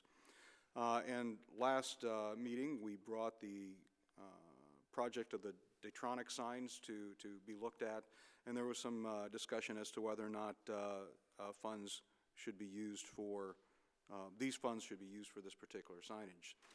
So as Nate said, it's 1.1 million we have out of this allocation. In my memo, I probably should have checked with Nate. I had 850. That tells you why I'm not a finance director. So we've got 1.1 million that we have for the funds that we received this year. And essentially, once again, opening up for any discussion that you have on this particular issue. Well, thank you, Mr. Reynolds, for bringing this back. I so noted on the 1.1 versus the 850 in the memo. Question in regard to, I know the COVID relief we had prior to this, there was a deadline about spending those dollars. Is there any deadline on this? I know that there's a report that we have to do that just got pushed till April, but is there any deadline that if not spent, we have to return to the Washington, D.C.? Yes, sir, there is a deadline. I believe it's December of 2024. Yeah, so effectively it's December 31st of 2024, so we have another additional 2 years to spend it. You can, where I say technically is that if you've incurred or have a payable out there as of December 31st, 2024, that would qualify as well, but we're likely to have exhausted those funds by that time, I would assume. Okay, very good. Thank you. Councilor Lehman. Could we do a local fiscal recovery stimulus to residential properties? $100 a piece? That'd be about $1 million. We can do anything that we could do previous with any funding that the city has available. Except we can't lower the taxes. We cannot lower the taxes. It cannot be used to offset a levy. Correct. Right. So we can do a stimulus payment directly. I would say that would probably come into question a little bit on the end of, they'd be saying that would be lowering your taxes. No, because our tax levy would still be increasing. I think you would have to be a little careful on how you word that and how it's provided. It might not be able to do a flat payment to citizens. I don't believe that would fall under the requirements. But you could do something similar if there's another program that would work that would. And we can certainly start cracking that egg and see, along obviously with legal counsel, what we could put together that could do that, if that's what council wishes. But can we at least find out if it's possible? Yeah, I mean, yeah, we can, I mean, Jim, I don't know if you want to Can't chime really in. get into it now if it's not, but. Yeah, Mayor and council members, basically what staff is telling you is that you can spend this money, but it can only be for a lawful public purpose, just like before. So this doesn't change what a lawful public purpose is, it just gives you additional money to spend for those purposes. So I think what Nate is saying is we would need to look closer into what you're suggesting to see if that would really be a local public purpose, a lawful public purpose, or whether there's a different type of program that might accomplish the same thing that would be considered a lawful public purpose of public funds. Well, it just seems to me, since the federal government classifies it as local fiscal recovery funds, every household in our community has been impacted negatively.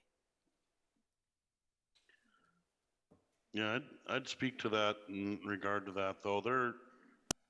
The economy's been awash with money, and I know that people have been affected of all types. Most of us have all received payments in the past. I think there's a lot of money around and a lot of opportunity. Yes, there is impact, but I don't know that a Jesse check for $100 to every citizen would be meaningful back to them. Maybe if I sold hamburgers or something, that would be good, but if they all went out and bought a Citizen, it would be hamburger. to residential properties. Residential properties. Councilor Whiting? Thank you. I think I agree. You know, with you, Mr. Mayor, this is a one-time 1.1 million, it looks like, for this year anyway, for projects. I don't see as a stimulus. We've had the stimulus checks. These are for things that, you know, we probably wouldn't do without having some of these funds available, or we'd do it somehow. We'd put it in the budget somewhere or find a way to do it. But a lot of these projects that we've already talked about, things we need, great additions, things like that. And that's what I'd like to see is more of these great additions to possibly our parks or great additions to our community. And I did want to ask, and I think we talked about it, I know we've put some money away for the Innovation Center in some of our potential matching funds. Would some of these funds be able to be used for some of that if we had some grants available? It wouldn't if it was a federal funding, because you couldn't use federal funding to match federal funds. I see. If it was state funding, I think we'd have to take a closer look at that, but probably. Some of these projects we have are sitting out there, and they're going to need some sort of match to get the ball rolling, or to get things going. And you know, I've brought it up before. We applied for a grant for the Schrader House down there along the river. That's in parkland. Those funds would need to come by some sort of grant or some sort of huge fundraising effort. So something like that, it's a city asset, investing in that, since we know we will be anyway, maybe that would be a great project. Councilor Brennan brought up the kiosks at Memorial Park. I know the Heritage Society has signs ready to go in to help disseminate some of our history. Things like that, that one time that are great enhancements to the community, I think would be great use of these funds.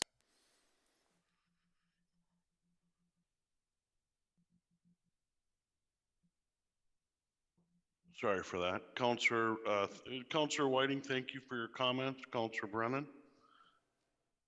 Thank you. I was the one that had asked to bring this back to this meeting, and I think that we're having a good conversation because it felt like at the time and from other meetings that we still needed to discuss this.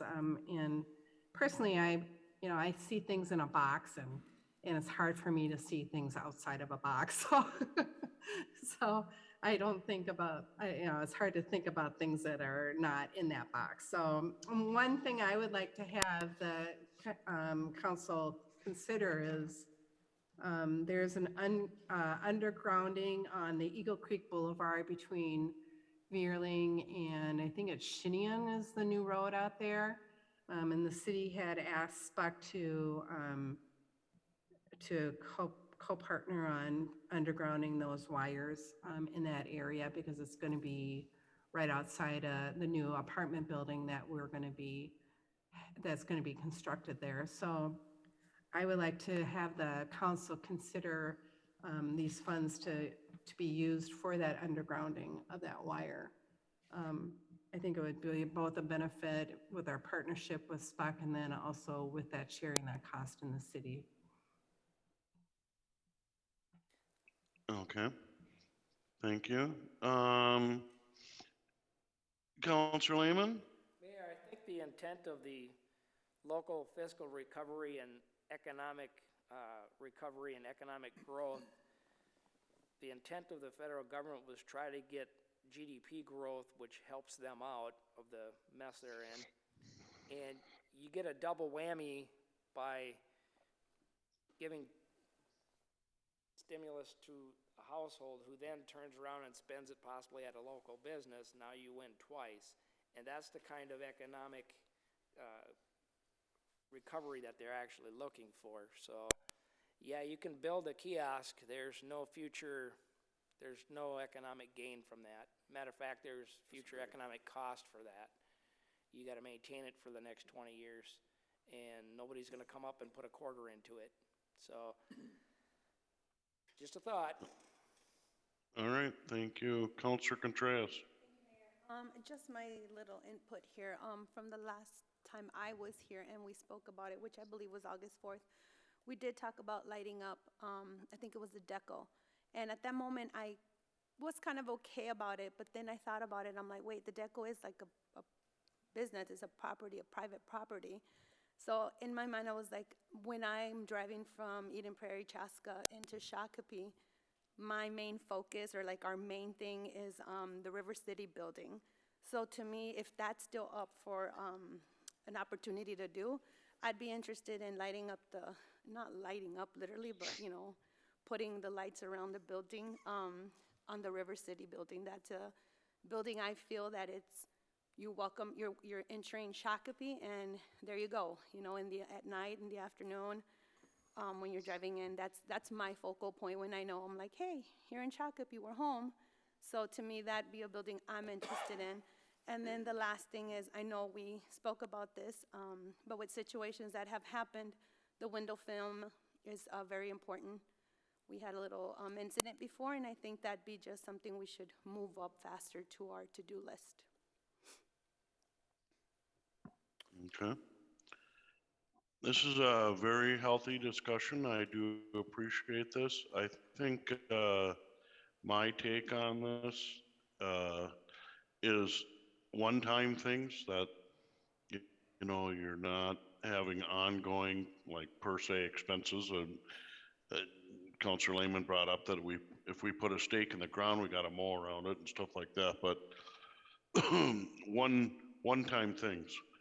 I also think that one of the things that Shakopee we've done here with staff and as council is we haven't spent a lot of this money. We've talked about it 3 times, 4 times. I know all my other peers in their communities are divvying up this money and already have decided. I like that we're trying to take a slower approach. That's why I asked my leading question when this discussion started about if there's some sort of deadline. And there is a deadline, but it's a long ways away. And I think it's prudent that we choose carefully and not choose in a rush. We don't have to make bigger decisions today, tomorrow. We can wait and choose. Maybe something comes around this spring or next summer, we're also gonna get another hunk as well, I think, coming forward too, so I do appreciate that. When this memo came out in the packet, I was certainly looking more for the list that we had, and I know some things were already, we already said, like the parklets, the welcome signs, etc. But I think that we saw a bigger list and those were only talking points, and that's fine. That the staff was going to put some harder numbers on. And those are kind of my thoughts, that I think we are taking this slow, and I think that is absolutely fine as a city council. Councilor Whiting? I just want to make sure and clarify that the items that we listed, the monument signs, the civil defense sirens, those things, those have already been approved and cleared for payment through this fund, correct, Mr. Reynolds? They've been identified by council as a possible use of this funding. That will be determined once we bring the project in front of you in actuality. So when the film comes in front of you, it'll be listed as coming from the fund. When the sirens come, they'll be listed coming different, because that's what staff got from the August 4th discussion. And that's my point. I wanted to make sure and clarify for staff that we are all in agreement. You know, some of these numbers might move, obviously, a little bit, but can we be in agreement that these funds are acceptable to the council to spend? Can we at least get that discussion taken care of? And if I may, Mr. Mayor and council, we actually believed in that discussion that the window film and the sirens. I did too. Yeah, so it's just that they're not physically, haven't been in front of you yet as a project. Because again, the whole point was to try to identify things that could possibly use the funding for. And then staff was going to go back and do the homework we needed to do on the actual projects and then bring that, because it all still has to go through the normal process. Sure, but can we at least state that we're acceptable with this? Mayor. Yeah, Councilor Brennan?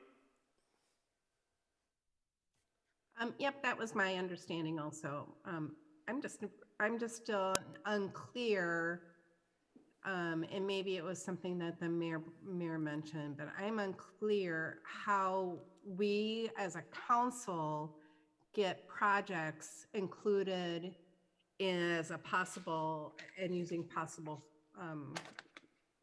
this is a possible funding source.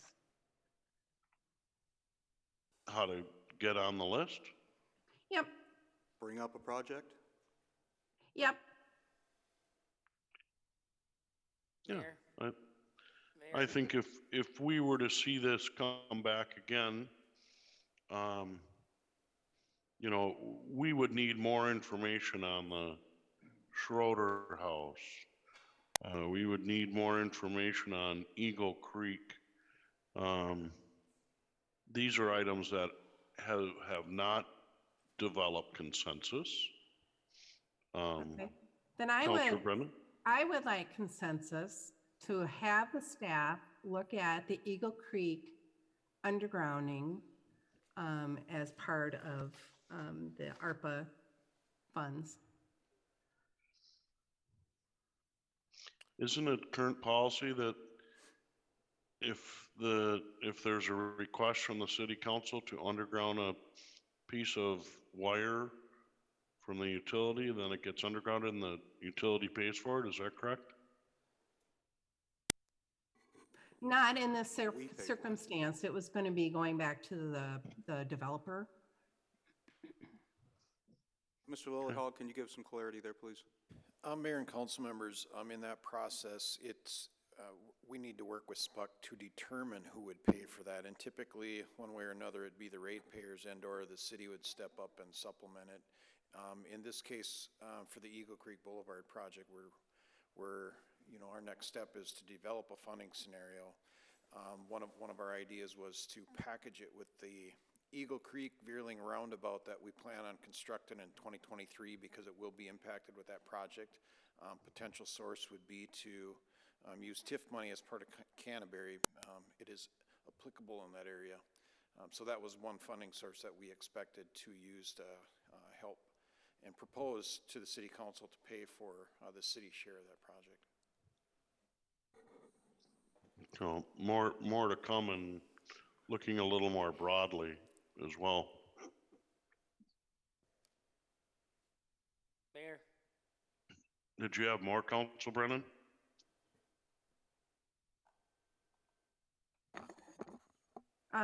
Yep, I guess I'm going back to my original request from the council to have this as a consider this as a funding source for that project. And maybe it's going to be used a different way. Maybe it's going to be used through TIF, or paid through by TIF, or paid by a different way. But I would like to have this added into that mix. Mayor? And when we have that conversation. Mayor, if I might? Councilor Lehman. 2 points. First is what Councilor Whiting was asking for was a blanket approval of projects not completed and not before us. I think that would be out of order at this point. And what Councilor Brennan is asking is what I've been assuming. We certainly can't all agree to fund what you're asking without having no detail. And certainly we can't send residential properties a check without knowing the details. We're having a discussion for staff to listen to and take some of these things that you're talking about, I'm talking about, other council members are talking about, and come back to us and say, you know what, if you wanted to do this, here's what it's going to cost. This you wanted to consider, can't do that legally, or whatever the case might be, so that we have more information to make intelligent decisions as we move forward. And we're not in a time crunch here. So that's my take on it, Mayor. Councilor Whiting. Thank you. My point here is clearly that the projects themselves are on the list, not necessarily that the funding, it's all been bid, it's all been fleshed out, just that the projects themselves are on the list that are going to be sourced from this funding source. That's my point. I realize there's a process involved for every step that we do. We're looking at how we're going to fund these from this source of funds. So we want to pick projects. Clearly, we have to go step by step for each one of them. But we have to either add them to the list, get more information on every one of them, right, or not. And I think that when we're, and I do agree, let's take a look at Councilor Brennan's undergrounding project. I think that it's a slippery slope with some of the policies, just the way we move those projects around, so I'm concerned there. But let's look at it. Let's look at the costs and what it might take to do the Schrader House. Let's look at the procedures and what's in place to put that kiosk in. Let's get the details, but put them on the list as this. If this moves forward, this is the funding source. This is what I'm asking, because right now it's out there and we're not sure. There's really no set in stone that yes, we're going to move forward with a project. We're not quite sure of the details, but it's going to come from this funding source. That's what I'm looking for here. Right. Well, a couple things tonight. Councilor Whiting, good discussion. Councilor Lehman, Councilor Brennan. I believe in this memo, tonight's memo, there's several things that we built consensus on about the funding source of those items.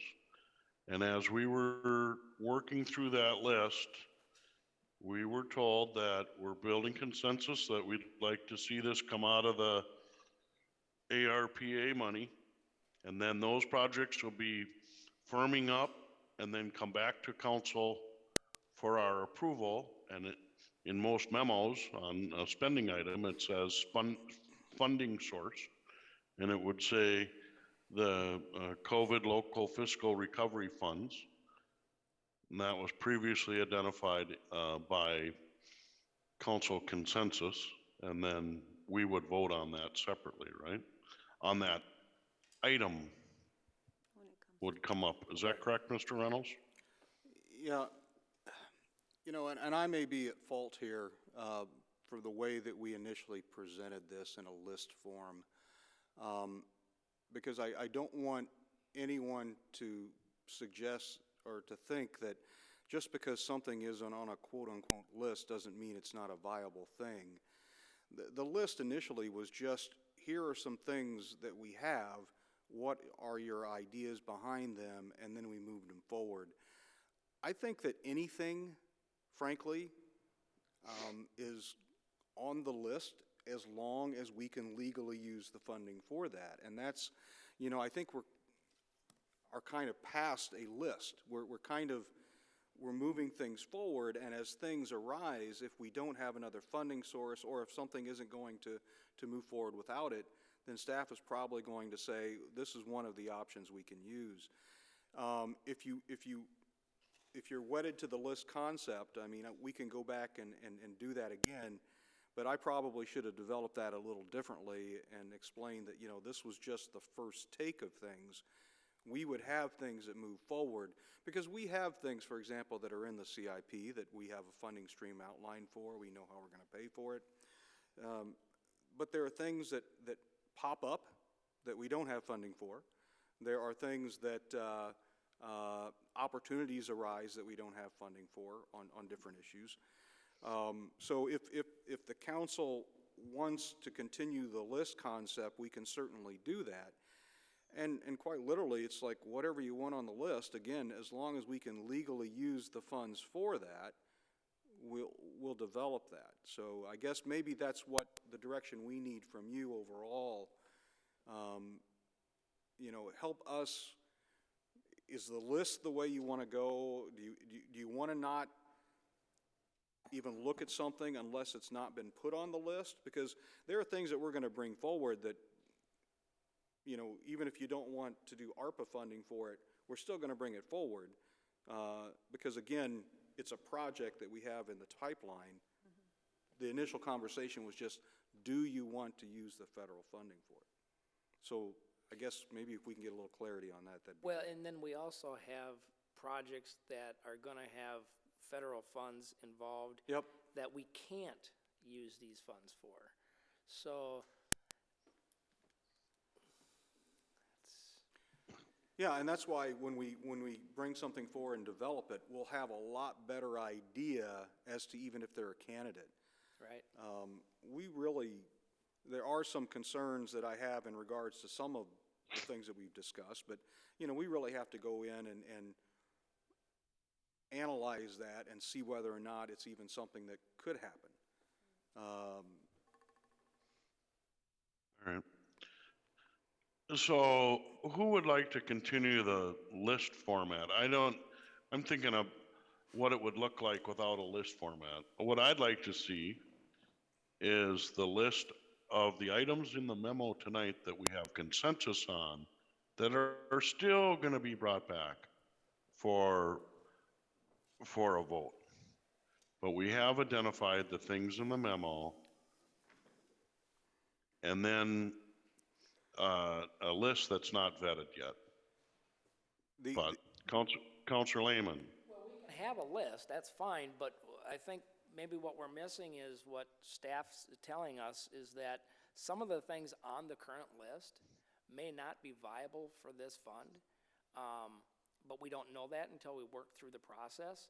So, you know, we can put whatever we want on this list, and you know, if we're going to ask them to see if they're all viable, they're probably not going to be able to answer that question until you actually take a project that we as a council want to move forward, regardless of how we fund it, and work the process to see if are there matching grants that exclude us from using this fund throughout that process. Sometimes you don't know until you're actually into the process. All right. And if I may, Mr. Reynolds. you know, we kind of looked at the last discussion on the 4th and said, okay, council is fine with these things, and we've done all of those except for the window film and sirens, which we're going to bring forward. But everything else that was on the list, there wasn't consensus for. So Right. we set those aside. Right. You know, I don't know, do you want that repopulated, and are we going to have that discussion again? I guess that's kind of, I mean, because frankly, that's what I took from the discussion. We've got consensus on these items. We're going to move them forward. And then the other stuff, you know, we just basically took off the list, I guess, for lack of a better term. All right. Mayor, Counselor Contreras? thank you. To me, like the list was just an attention grabber of projects that we could do. And then I haven't added anything to the list because I don't have a project that I'm interested in. I've just kind of picked and, pulled items that were on the list. But the list is a good base just to go and, pick a project and see if that is doable. But I don't have a problem each way, and I'm in favor of what we've done because there was consensus, so it's great. So I don't have a special project that I'd like to put on the list if that's what, yeah. I'm fine with things that are developing as we go. So, Okay. Mayor, I think, Just look. if I can just kind of do an overview of my opinion, and staff or anybody else can certainly correct me if I'm wrong, but we had this broad list. We had consensus on a couple of items on that list. Staff's moving forward with that consensus on these couple of items. We still got this broad list. We haven't built a consensus on other items, even though at some point before 2024 we're going to have to do that. We are now in the process of brainstorming individuals, adding some things to this list, letting staff gather more information, and then at some point we're going to come back and we're going to try to build consensus on a couple more items. That's kind of how I see it. No. I agree. I would concur. Counselor Brennan? Yeah. Now, your hand was up earlier. I apologize. I think I already discussed it. I'm still not really sure. I mean, I think it's us as 5 members of a body to direct the staff and provide input on things that are important to us. And I think that's something that's kind of being lost here. And we will see that, in some future projects. My concern is how we, as 5 members of a body, provide our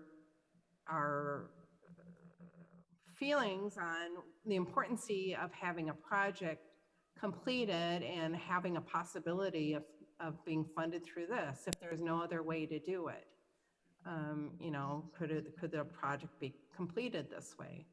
But that has to be researched. Yeah, I agree. I agree with that, but right now, I think that we're being cut out of the conversation on things that are important to us to bring to the staff to say this should be researched. I don't think. Well, but you just told staff. Can we have some order here? Yes, Counselor Whiting? Thank you. I agree with Councilor Brennan. I think that we have to have a process to be able to get some of these projects in front, and we've mentioned a couple of them.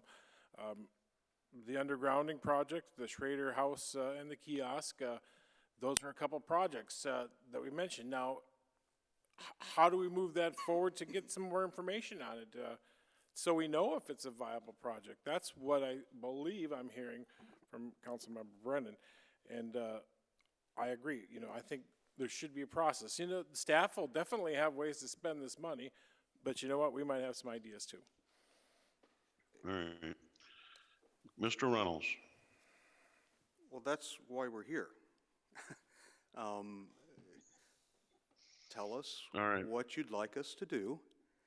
Give us the opportunity to research the options and then we'll bring that back in front of you. That's what we've been doing the whole time. And if you have something that you want us to look into, let us know. Well, let's do this then. We already have a list that we've already received consensus on that they're working on. Will come back. And let's add to our list that we have not built consensus on yet. One-time Jesse check, the Schroeder House, Eagle Creek undergrounding, kiosks on city property in the Mill Pond area. And I don't know if we want to go back there. We have some taller buildings in town, and years ago I thought it would be cool to have a light outline on the roof. And of course, the first building I thought of was a River City Center, and you know, owned by the CDA. And then Deco got built, and there was a conversation with the owner of the building, and he said yes, that would be fine. Of course, the city would pay for that string of lights and its electricity use. But the original idea, Councilor Contreras, was the River City Center. That's a list of 4 or 5 or 6 things that hasn't been vetted by council or by staff. If they could take that list and give us some feedback on possibilities and issues on those items, and then see that back. Councilor Lehman. Do you want that in a motion?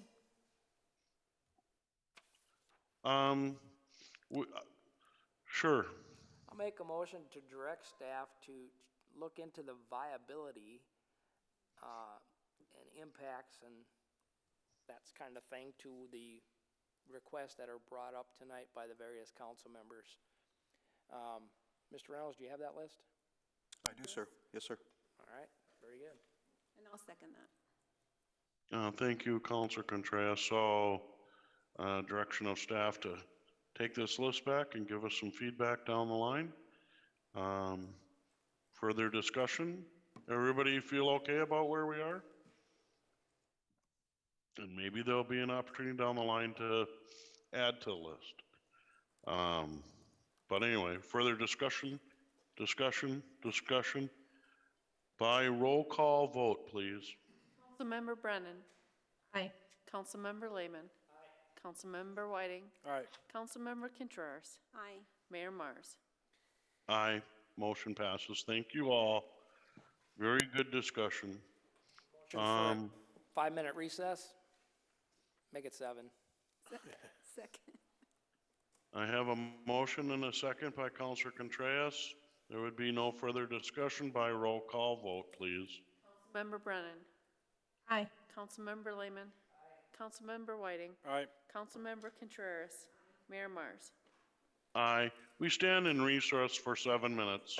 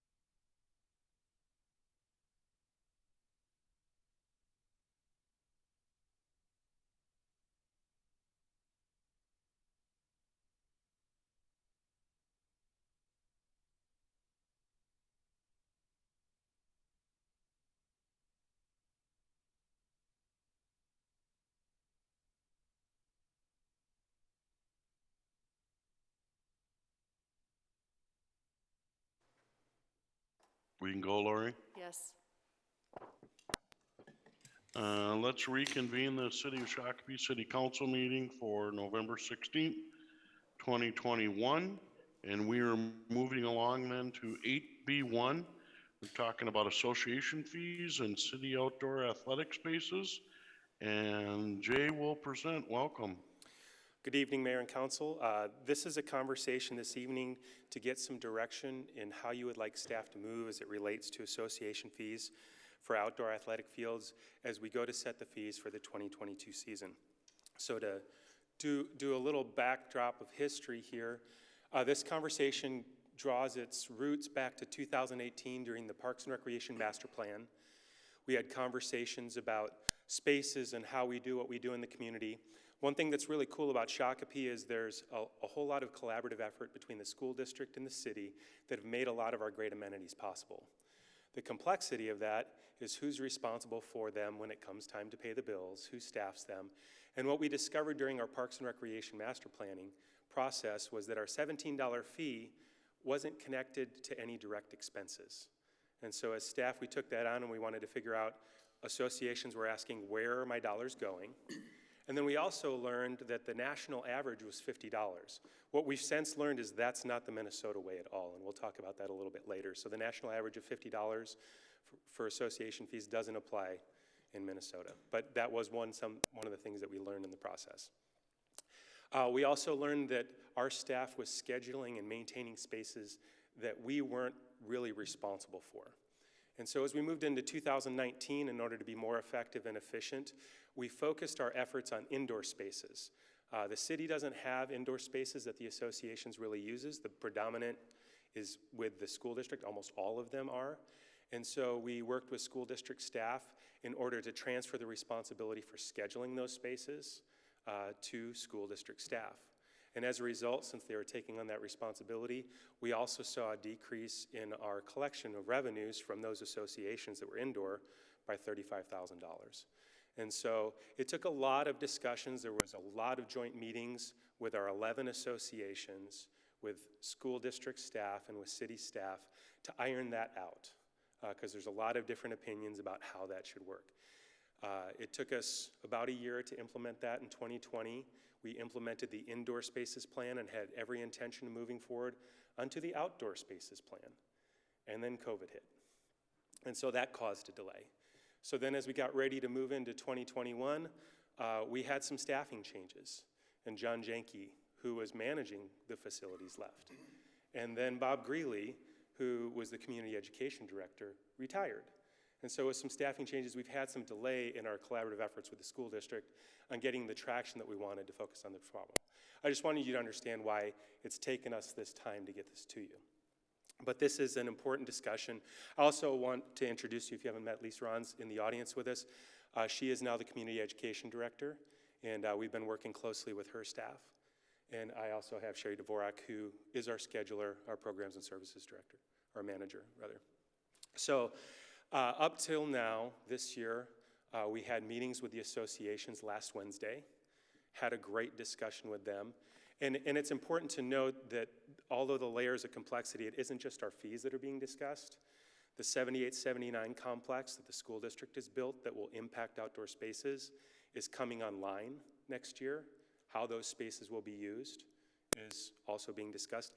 Those spaces are not within city jurisdiction, and so the school district is trying to figure out how to deal with those, because we also discovered that the city maintains a lot of the school district's spaces because they don't have the staffing and they don't have the equipment to do that. And we've been doing that as a collaborative partnership for a long time. The Parks and Recreation Advisory Board meeting discussed this in here last Monday, and they made a recommendation. I'll discuss that when we get to it. So some facts, some data for you. All of this has been analyzed by staff. The reason I don't give it to you because it's a 5-page detailed spreadsheet that covers all the minutia of all the different fees, all the different scheduling concerns, all the spaces. So this is just a snapshot of all of that data on what's prudent to you. What's prudent, participants are down and they keep going down. That's a challenge for the associations. The fee that they paid for 2021, that's based on the $17 per. And then again, this is just the outdoor associations that pay. Those are the hours for all of the spaces that they use. Then you see the fee that basically what the user paid per hour, if we were to do a per hour rate, and then what it costs the city per hour to do that. So as we looked at what our fee structure should be, we learned that there's 11 cities in our area that don't charge. And there's a couple reasons for this. School districts do charge. In almost every case, these school districts do charge. Most of these cities still charge for tournaments and other types of special events that are occupying it. But outdoor spaces can't be controlled. Unlike an indoor space in which the environment is controlled, the weather's controlled, you can't control the weather and what's going to impact your scheduling of it. You can't control who's on there when. This is open spaces, treated like park spaces for the most part. So you can have people out there with their dogs one moment, and then a few hours later, Jay can be out there with his family playing a pickup game, and then a few hours later, I'm back out there as Jay the coach with the softball team that I'm coaching. So there's a lot of fluidity and no way to staff or control these spaces. So that's why cities don't charge. They're made available. The cities that do charge, there's only 6 in the area, all charge less than us. So if you have any questions as we're going through it, feel free to ask. Mr. Mayor, Council Member Lehman has a question. Yeah, I'm sorry. Councilor Lehman? Thank you, Mayor. The cost that you had up for each activity, does that include the let me just give you a thought, what I'm thinking here, and you can tell me how it fits into this. If there's no function at the soccer complex, there's no function at the school site, and we're mowing these places, okay? We're gonna mow them whether there's a function there or not. Exactly. Right? So that cost is removed, okay? And this is just me thinking here. Now, if we're mowing the school site, whatever our cost per hour to mow should be charged to the school. Yep. Right? And for our city sites, if there's no function, we're gonna mow it. Taxpayers pay for that, right? Now, if you put a function on there, whether it's soccer, baseball, football, whatever, where there's striping or break out the nets and other things that are above and beyond what we would do if there's no function there. If Jay and his buddies want to do a pickup game somewhere, they're not asking for striping. They're just going out there and doing it themselves. But if there's a association that has above and beyond requirements from what we would do if it was nobody there, that cost then should be part of that association's cost. If I can comment that, all of these amenities were built with an intention, unlike an open green space like what you're discussing. An open green space won't have any striping on it. I can go play Frisbee. I can go kick the ball around. But every one of these spaces was built for its intended purpose. It was built to be striped to play soccer. It was built to be striped to play softball or baseball. It was built with the intention to be used for that purpose. And there's maintenance associated with that, so they're all irrigated. So there's that cost in order to make sure, like we just had a drought this past year. And if the irrigation system's not, we lose the amenity. If we don't have the irrigation, this investment that we've made to have this great amenity for the community just dies, turns into a dust bowl. And so it's irrigated in order to make sure that we're maintaining the amenity. It's striped so that if your family wants to go and, like, a great example would be the skate park is another amenity that we maintain at no cost to any skaters. There are communities that put a fence around it, but the skate park is available to anyone to use at any time, and it has maintenance costs, significant maintenance costs associated with it. And all of these amenities were built with the intention to be used for those purposes, and they have maintenance costs in order to be able to be available to use for those purposes.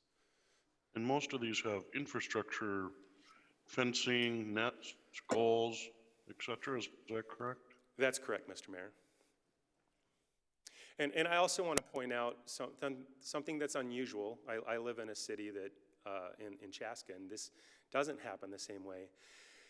Each and every one of these associations have done some sort of support or partnership or donation to the city. Some very significant. So the amenities are the value that they are. They're the great spaces that people want to come and use because the investment the associations have made to help us make it better. And so they've got skin in the game. And they are doing some of the things what you're talking about, but we also don't want average Jay showing up there and painting stripes and jacking up a high-profile field. That's the last thing that we want. Do we charge the schools for mowing their sites? Historically, we have not. It fell under the joint use agreement, which is also being discussed at this time. So historically, the joint use agreement was collaborative agreement in which we used their spaces, they used our spaces, we helped with maintenance. So all of that fell into that, and that's gotten scrutiny underneath this. The joint use agreement will be the next step to figure out how we go forward doing business after we figure out this last step of the outdoor fields. This has really been an onion, and as we continue to peel it back, I mean, we found out that we maintain the Jackson Township field, not in city limits, and we're maintaining the Jackson Township field for the association. So, you know, as we first started, probably 4 or 5 years ago at least, discussing these issues, I became very concerned that the onion started when we were talking about why are we scheduling school spaces? That's what started this whole thing. And I couldn't understand why we would have the responsibility for scheduling for a space that we did not own. And so then as we started rolling down that group, you know, that field, we realized that not only do we schedule it, sometimes we maintain it, we're receiving a fee for that. And for me, it was like, well, why are we a middleman for something that we have? That should be between the association and the school district. And so that was actually probably the easiest piece of all this. The indoor spaces. The indoor spaces. But now, then we start looking at the outdoor spaces, and we jointly, what is it, the tennis center? So the tennis courts, Munchau Fields, Yep. The 17th Avenue Sports Complex, and the elementary school adjacent to that. Those are all spaces that go up against. So if you look at the property lines, there is one of the fields on Munchau Field that the first or the third baseline is on city property, and then the rest of the field is on school district property. And so the districting lines are hinky, and then the tennis courts, you know, some of them are cities. They belong to the Stans Park complex technically. Others are part of the West Middle School. So as we kept looking at these issues, we ultimately are wanting to have everyone as best we can responsible for their own spaces. And then as we started looking at the fee situation, initially, I mean, from an administrator hat, I want to recoup 65 to 70% of all my expenses from user groups. That's your sweet spot, you know, whether it's the community center, whether it's the ice arena, whether it's whatever else we're doing when it comes to recreation programs. But the reality is, as Jay pointed out, is that that's not how Minnesota does it. And the more I started thinking about it, and I'm probably stepping on your toes here, but, you know, essentially the work that staff does on analyzing all of this and then charging for it really isn't worth the squeeze. We are losing more in staff time and effort than what we're getting at the end of the day. And for probably the first time in my life, you know, I'm of the mindset that we really should just continue to maintain these great assets and forego charging associations for it, because at the end of the day, it's more of a problem for us to get out what is essentially a very paltry sum. It's not where close to what we would need to actually recoup. And based upon the overall communities around us that do the same thing, they basically have said, no, we're not going to charge for it. Sorry, Jay, I know I stepped all over your presentation. No, that's a helpful segue. So we've really, as staff, we've spent a lot of time talking about this, working with the associations, trying to listen to the community as we've engaged them, and also recognizing that these amenities are important to the identity of the community. We have the largest soccer tournament in the state of Minnesota, which brings people to the city of Shakopee to spend their money in Shakopee businesses. We have multiple softball tournaments that are recognized as really great, fantastic events that bring people into our community. There's a lot of outdoor sports activities that happen that are critical to helping bring people to Shakopee. Some of these spaces people would never go to if they're just going to our entertainment centers. So it gets them to know the community. So in talking with all these people, we saw five alternatives that we're hoping to get. The first, the full cost recovery one, the sports associations very plainly said they would all be put out of business because for some of them this would be 12 times their current cost. And no one could afford to pay that. The 65% cost recovery Mr. Reynolds talked about similarly would be 8 times current costs, and families just could not sustain that. The associations would all go under. If we were to adopt the school district fee schedule, our revenues would go down considerably, but to Mr. Reynolds' point, we have never done it hourly like this before, and the time and energy in order to manage that, our costs of staffing are going to go up higher than what we can collect in revenue for an hourly fee. So the last one if we were to stop charging youth sports associations, one of the things that came up in the discussion with the Parks and Recreation Advisory Board, and they voted 4-0 to recommend that alternative to the council, was that in our community as we continue to grow more and more diverse, the cost of doing things is a barrier to access for some families. And if we were to not have this in the charge, the associations could point at the city and say, your kid can't do whatever because the city is charging us so much to do whatever. And so it would remove that barrier to access for families so that kids could participate in outdoor youth sports with what the city can control. We can't control what the associations are going to do, but that would remove that barrier to access. The last note on the bottom is as we analyze this as staff, there's 2 things that we've been doing that we need to stop doing. One of those is we've kind of been a middle person between the school district and the associations in terms of verifying scholarship. There's no reason as they're developing relationships through these fees that the school district shouldn't be able to be, part of that conversation. And we've also done something similar with what they call the red folders, which is us interjecting to get into the school district distribution system for leaflets. There's not really a reason for us to be a middle person in that. 2 other things that we offer that were in your packet.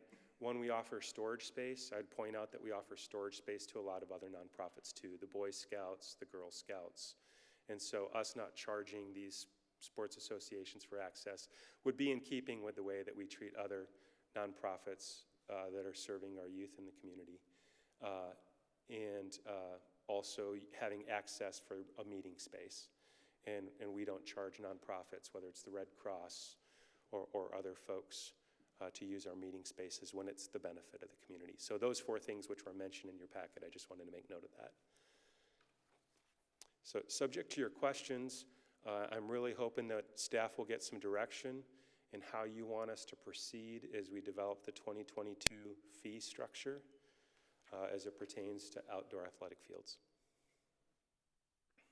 Thanks, Jay, for your presentation and in depth. And when this, I do have to say, when this came up a couple weeks ago and I read the memo, it's tough to figure out. Your rewrite of the memo is a little more clear, and took some of the fuss out of it for me. I also did have a chance to talk with you in person about it briefly. So I do appreciate that. Questions of staff? Councilor Lehman. So is the future plan, Can I ask if you'd speak into your mic a little more? the future plan to charge the school districts for mowing their properties? It would either be to charge the school district, staff has to work that out and I have to get some guidance, or to do in kind, because we do use school district indoor facilities for programming. So we do our leagues, volleyball leagues, basketball leagues. But what makes sense to me is that we would charge them and then they charge us when we use their spaces. That would probably be my recommendation. So if we're using their spaces, we're charged for using their spaces. So just to follow up, just so everybody's clear on where we're going as a society, if you do something wrong and you go to court and you don't pay much of a fine, the rest of us get to pay your fine for you. If you don't use the fields, and somebody else does, we get to pay for the field maintenance and any special requirements for whatever activity you're doing. So I got that Councilor right. Brennan? Thank you. I had the opportunity to listen to the Park and Rec conversation the other night, and they really brought up a lot of good comments. I thought Miss Commissioner Raw's comment about the fact that she's paying $375 currently for her children to play softball, and it had gone up, it doubled. So I can see how charging these associations a higher fee would be just put parents out of the ability to pay for their children to participate in these organizations. And I think they are good organizations. And I think the fact that they historically are improving the ball fields, putting scoreboards up, putting dugouts in, and the other amenities really weighs heavily on my consideration. I personally would feel it's appropriate to not collect that $17 fee anymore. I know that some of our responsibilities have moved away and we are no longer responsible for. And I think that in that conversation, it was pointed out that that $17 is going towards the Parks and Rec budget and not the field maintenance budget. So I just think it's appropriate not to charge that $17 anymore. Yeah. Others? Councilor Contreras? To me, well, I've been on the other side. So I was the outreach coordinator for one of these associations, and I would see the struggle to try to get kids involved. I mean, that was a huge struggle. And one of my reasons always, I'd get from parents, it's like, it's too expensive, it's too expensive, it's too expensive. So to me, in an equitable way, right, thinking about it or looking at it, if this will keep our associations going, they won't disappear, because if we do charge them the 100% or the 65%, they're just gonna be done, right? So I don't feel that's something we wanna do. Obviously, Shakopee has some really good teams. And to bring kids who don't have that access, if the fee just slightly goes down and a parent can say, fine, it's not that bad, he can join or she can join.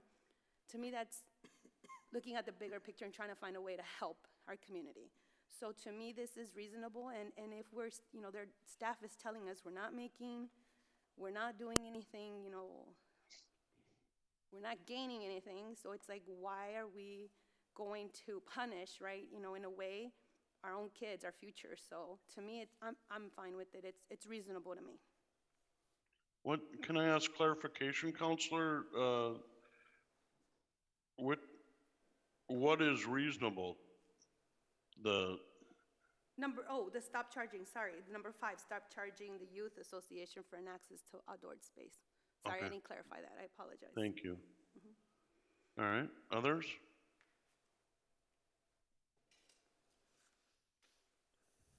Councilor Whiting. It's hard to not want to recover the fees that, you know, the costs that you're putting out there. But to do so and to do it, to actually recover those costs would be so detrimental to the folks that are that need this time. It's not, the old days of selling candy from door to door are gone to pay for your baseball leagues. So I think moving forward without charging the fee, number 5, seems to be the well thought out and best for the community. Okay, Counselor Lehman? It was brought up of what the association fee was for whatever the activity was, like $369 or something. Has anybody ever looked to see how the associations come up with their cost per participant to see where these costs go? I mean, $17 of that $369 would be the city's portion, I'm assuming. So that means that it's $352 or whatever it is to play softball for 8 weeks or whatever it is. And how do they come up with that fee structure, and where does the money go? Mr. Reynolds? Well, that really isn't our role. I know it's not our role, but And you know, we're trying to control the areas that we can. And 2 points I would make. One is I think that, first of all, as I'm sure all of you know me, I wanted every single dime that we were spending recovered. And frankly, that's basically what I told staff. I go, if we're doing this, we need to get that money back. I mean, that's taxpayer dollars that otherwise being filled into it. I think it's incredibly important to recognize that there are youth in our community that do not have the means, and if we can get them involved in sports, it may save them from doing other things, such as breaking out the windows in City Hall, to use an example. And there's something more important here than the funds and the fact that it would really cost us more to get the funds than what we would. But what we're really doing is creating public value. And that's kind of an innocuous phrase, but it is incredibly important because that's ultimately what cities do. We create public value.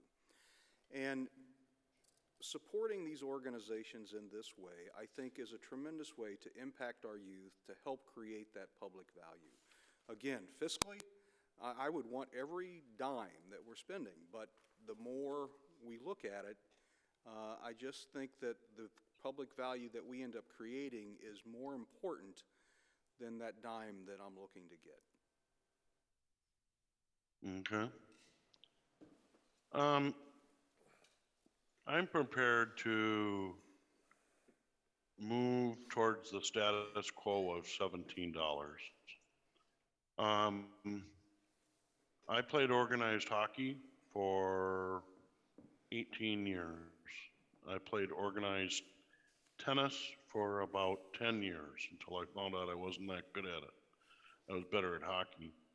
I went out and played Little League for a couple years. There are, back then, we thought the prices and charges were, boy, playing hockey is really expensive. Well, my cousins all skied and were on the ski club, and skiing's really expensive.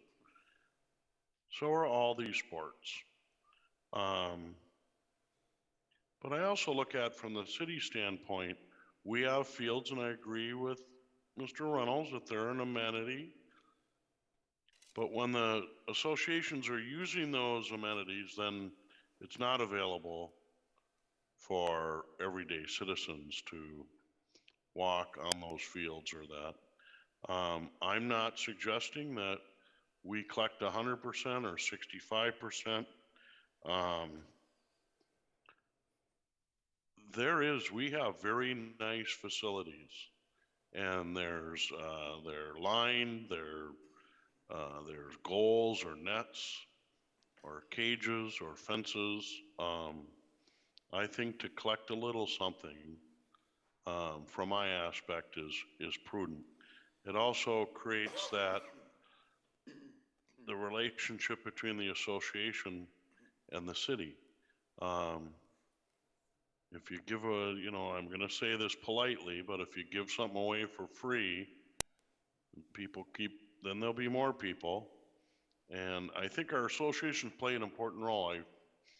I grew up in associations in sports, but I would like to see us keep the status quo,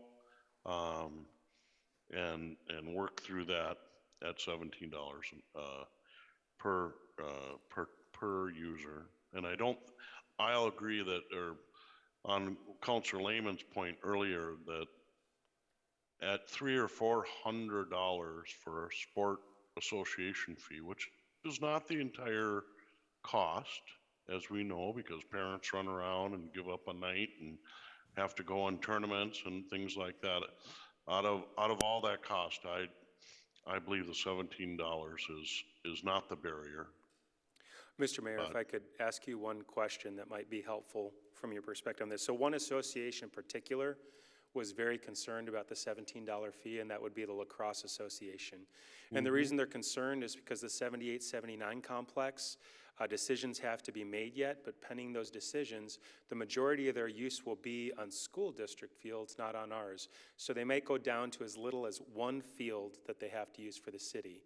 So for their 134 people to use one field in the city, they'd be paying $17 per, whereas other associations are using as many as 12 fields in the city for their $17 per. So in terms of access, we're going to have an equitability concern from at least 134 families. Okay, I did not know that. It was on the one slide. I didn't have that in the packet because I didn't learn that till Wednesday night. Well, why would it be, Go ahead, Councilor Lehman. why would it be different based on the activity? No, because different sports are played on different fields. So what I'm saying is lacrosse is about to move the majority of their play to school district fields, and they're potentially only going to use one field was their concern. They'd still have to use one field, and so paying $17 per to have access to one field, whereas the Soccer Association has an incredible 17th Avenue complex access to that. Paying $17 per is different versus the Baseball Association that has multiple baseball fields that are all over the city. They were raising concerns about equitability. So I just raised that. So before you get a phone call about that, I wanted you to be aware that they raised that as a concern. Interesting point. I appreciate that. That's actually when I met with Jay and talked about this. The $17 is per user. My idea is charge them for the hours that they use it. That way it's more equitable. If they're big association, they use 2 or 3 fields, obviously. If it's a smaller association and they're using 1, 2 fields, I don't know if, Jay brought up some valid points on why we don't do it by the hour, but it seems like an association has the ability to secure that field that's all ready to go. I can use that field, sorta, because I can walk on it as a resident, but I can't use that field when there's an association on it. So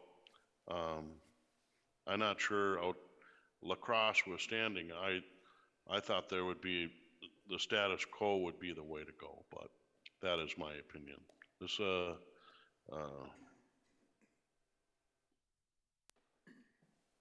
councilors?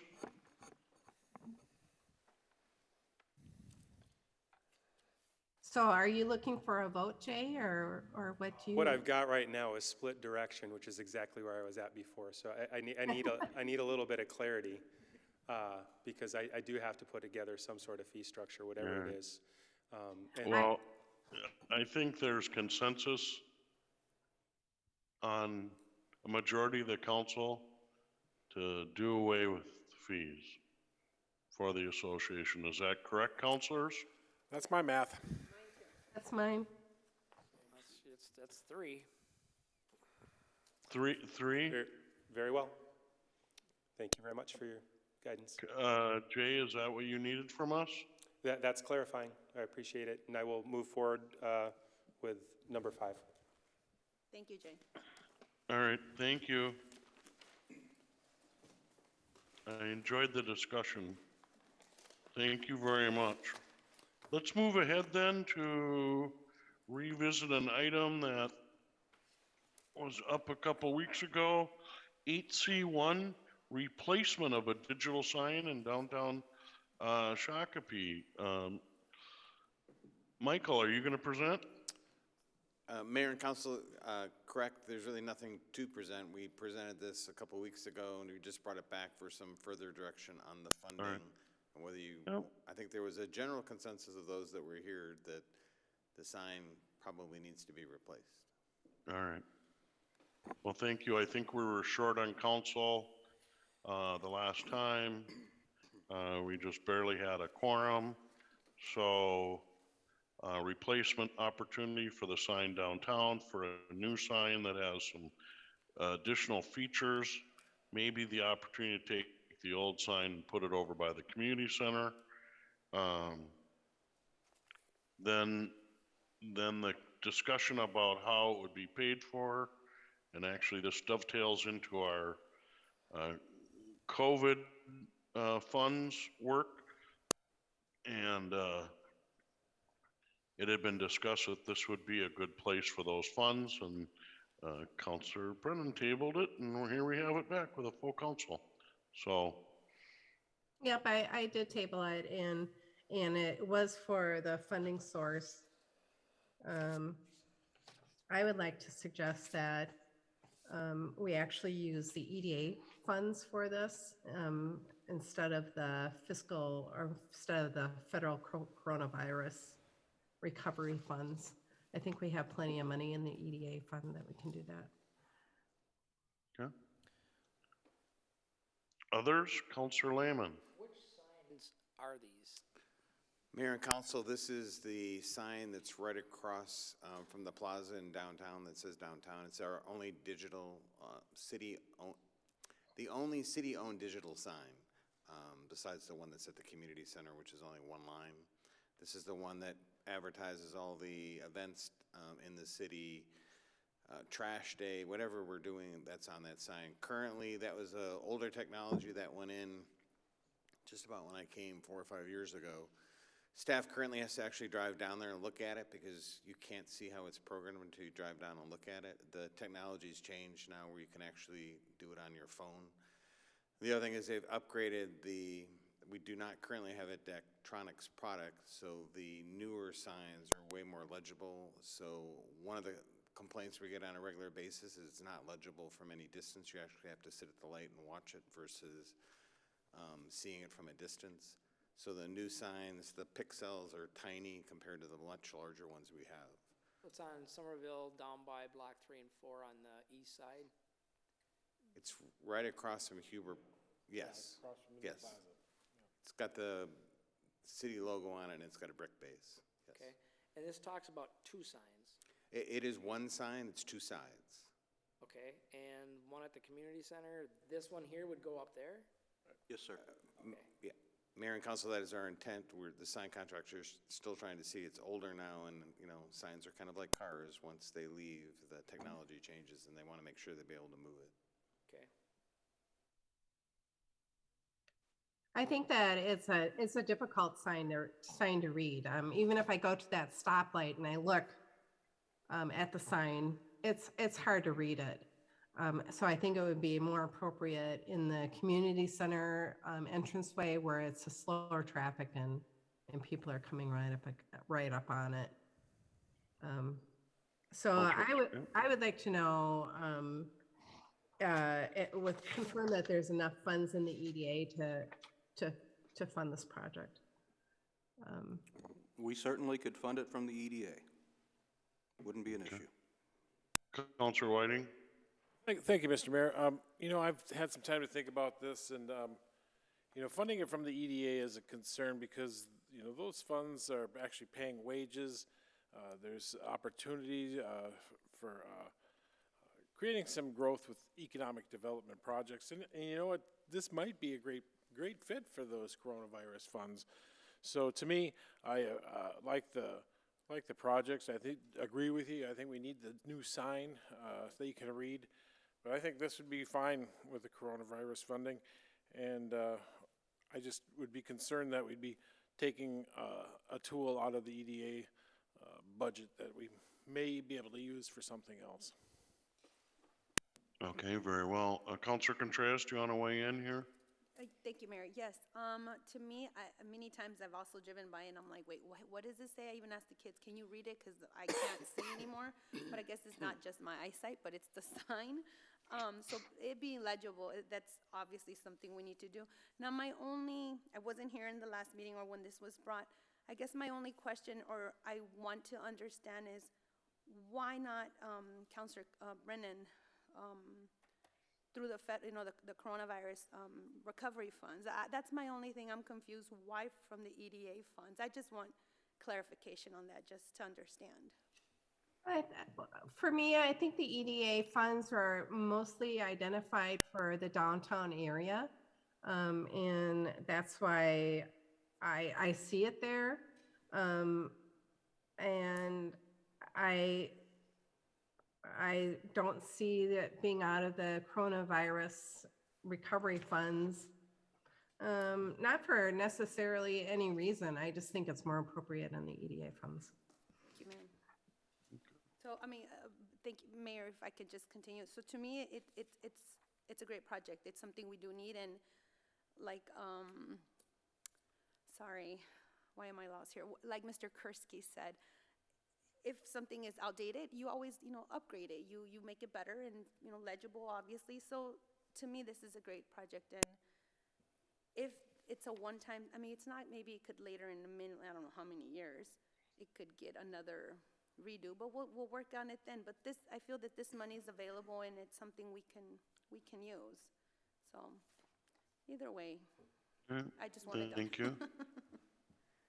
I guess, many years ago, we didn't have a sign downtown like this, and this addition has, people are noticing that sign. And the amount of information that we can do, that we put on it, is great. To have these, if this were to go forward, to have additional features, the emergency, a storm, etc., that would be an added bonus.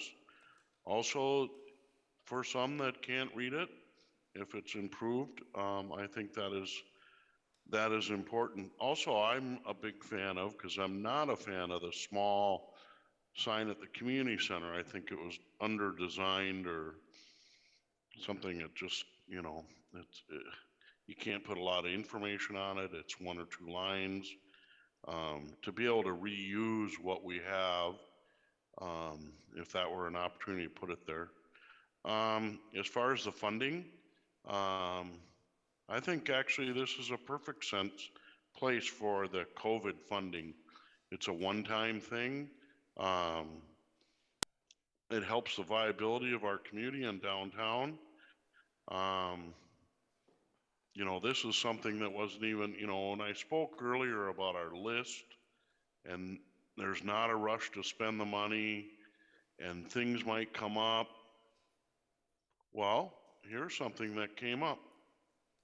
And that's it's a one-time thing with nothing else needed.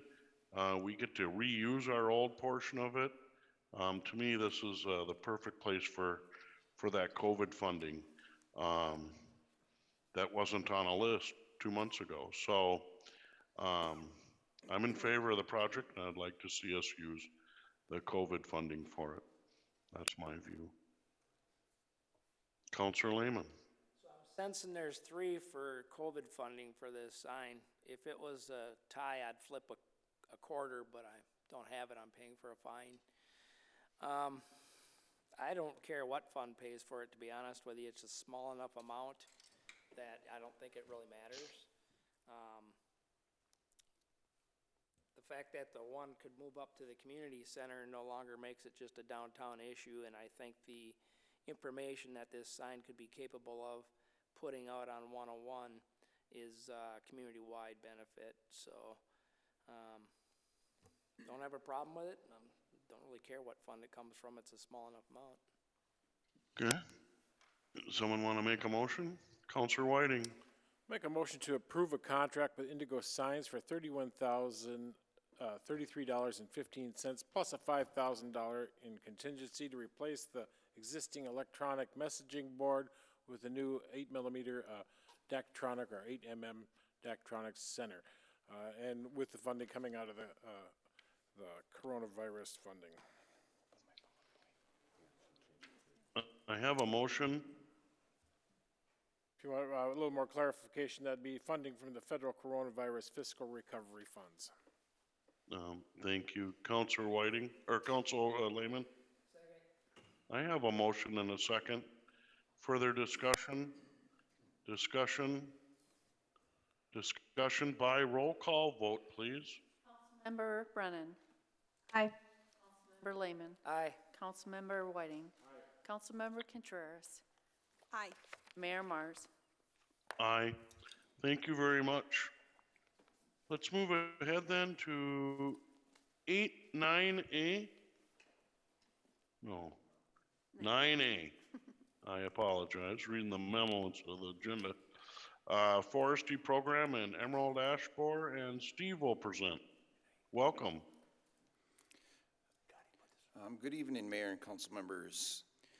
Thank you for your time this evening, and I think in due order, we're going to talk about trees in the city and our forestry program. All right, so a quick overview on our forestry program. It is guided by several sections of city code. We have a forestry specifications manual, and we also have an emerald ash borer plan. Of special note, zoning code regulations were recently updated in 2018, so we do not plan on addressing any revisions for those two zoning ordinances. Specific to City Code 90.05, it pertains to regulations for grass, weeds, and trees along streets. Specific to the trees, it indicates that all trees on private property overhanging public right-of-way are considered private. So the responsibility and all expenses to trim overhanging branches are to be borne by the property owner and or assessed to the owner. So the issue with this ordinance and what is warranting consideration for proposed revision is that the practice is for the city to maintain overhanging branches as part of its routine canopy tree trimming program throughout the city. And the city also trims hazard overhanging limbs of private trees if the owner does not do it. The city in practice has not assessed owners for this work. So with that said, the proposed revision that we are for consideration would be to revise city code to reflect the current practice and not assess these costs to property owners. So if I could go on, or if there's any questions on that specific code, we can talk about it. Otherwise, I'd go on to the next. Okay. I don't see any questions. You can move ahead. All right, so City Code 130.15 pertains to shade tree disease and pest control and prevention. So it defines nuisance trees that as trees that are infected with a disease or pest. So when these nuisances occur and or result in a dead or dying tree that poses a hazard, the city has the authority to require the property owner to remove the tree or the limb. So the problem is the city can only require the removal with the specific disease or pest being identified. Sounds easy, right? But it's not. Sometimes it's difficult, even though that tree is dead and it most likely died or is dying because of a pest or disease. It's not always easy to identify the specific pest or the disease. So that's our problem. The hazard remains. We can't identify a specific pest or disease. So we're in a little bit of verbiage lingo, if you will. So what we're proposing is to revise city code to simply include verbiage dead or dying trees. Other communities do that, so it's not necessarily attached to a pest or disease. It's just simply, it's identified as dead or dying, and there's specific criteria that we use to determine if it's dead or dying. So that would help us in addressing those issues. Also of note with this ordinance, the city code pertains to both public and private trees. So of importance, the city does not have a proactive private tree inspection program, but rather reactive. It's complaint driven. So some cities provide routine citywide inspection of private trees for pests, disease, dead or dying trees, and then they proactively order them to be removed, if you will. We do not. Again, we have a reactive program, complaint driven. So this practice is a general policy decision. Of note, for us to migrate to a proactive inspection program, and I'm not necessarily recommending that, but if we were to migrate to that, that's a laborsome type of program. It would take a couple additional staff. So the issue going forward, so if residents do not remove their dead or dying private tree, then it would remain, and so that might be, proliferate around the community, and then we might have a bunch of dead trees that individual residents aren't taking control of. Mayor and Councilmember Lehman has a question. I'm sorry, Councilor Lehman? Thank you, Mayor. A question, a nuisance. Private tree is a nuisance. Well, if it's a private tree on private property, the only person it could be a nuisance to would be the property owner. I'm going to give you an example on how do we define nuisance. I think we need to define nuisance because you have some cases where somebody has had a tree removed and it's a stump 4 feet high maybe, it's cut off, there's no disease, but it is dead, and they actually have it carved out and have like a bird bath built into it, and it's a function of their property that they use for their enjoyment. So that typically is a dead tree. I don't know that it's a nuisance to anybody. Certainly not the nuisance to the property owner, and it is their property. So how do we define nuisance? Now, I can understand having a privately owned tree on private property where the branch is hanging over the neighbor's property and they park their car there or something and their branches are falling on their car or whatever the case might be. So there I could see where it might be a nuisance. But typically if it's going across a property line, the city has an easement on that property line and they have access to that tree on that easement. So you'd be able to go up your easement and cut off a branch that's hanging over somebody's property currently. Yeah, Mayor and council members, we don't though. You don't have access to your current easements? No, we don't go cut those private trees down typically on common property lines. We would only interject in that if it is a diseased or pest infected tree. Otherwise, we don't touch it. And I would say, so clearly in the nuisance ordinance that I'm proposing, we wouldn't be removing something that you carved in your backyard. Here's how I have it written. Any dead tree or part thereof, dead or living tree identified as a hazard by the tree inspector. And again, we have real specific criteria about dimension of trunk size, dimensions of the dead part of the tree. So it's not ambiguous by any means. And again, we have a reactive program, so a hazard. Typically, if you have a tree in your backyard and it's overhanging your house, we're not intervening in that. If it's overhanging the neighbor's house, then that's when we would typically intervene. And would you Mr. Reynolds, did you have a comment in here? Yeah, thank you, Mr. Mayor. And Councilor Lehman's comments actually go to a bigger issue when you have a very vigorous, proactive private tree inspection, and that is that irritates a lot of people. And if there's clearly an issue such as a private tree overhanging the city roadway, overhanging a neighbor's house, that's one thing, and that, again, is a complaint-driven program when that's brought to our attention. But for us to actively, not only would we need more staff, but for us actively to be crawling around in people's backyards, I'm sure that would change the dynamic of people's attitudes towards our tree inspectors. And I think that's a political consideration that really needs to be taken, into consideration. Okay. More discussion on this? Were you finished, Mr. Littlehog, or? No? Again, please, yeah. the recommendation is only to, on the reactive program, is to only, change the definition so we don't have to go identify a specific pest or a disease. So if truly the tree is dead or dying, we need to do something with it because it's a hazard.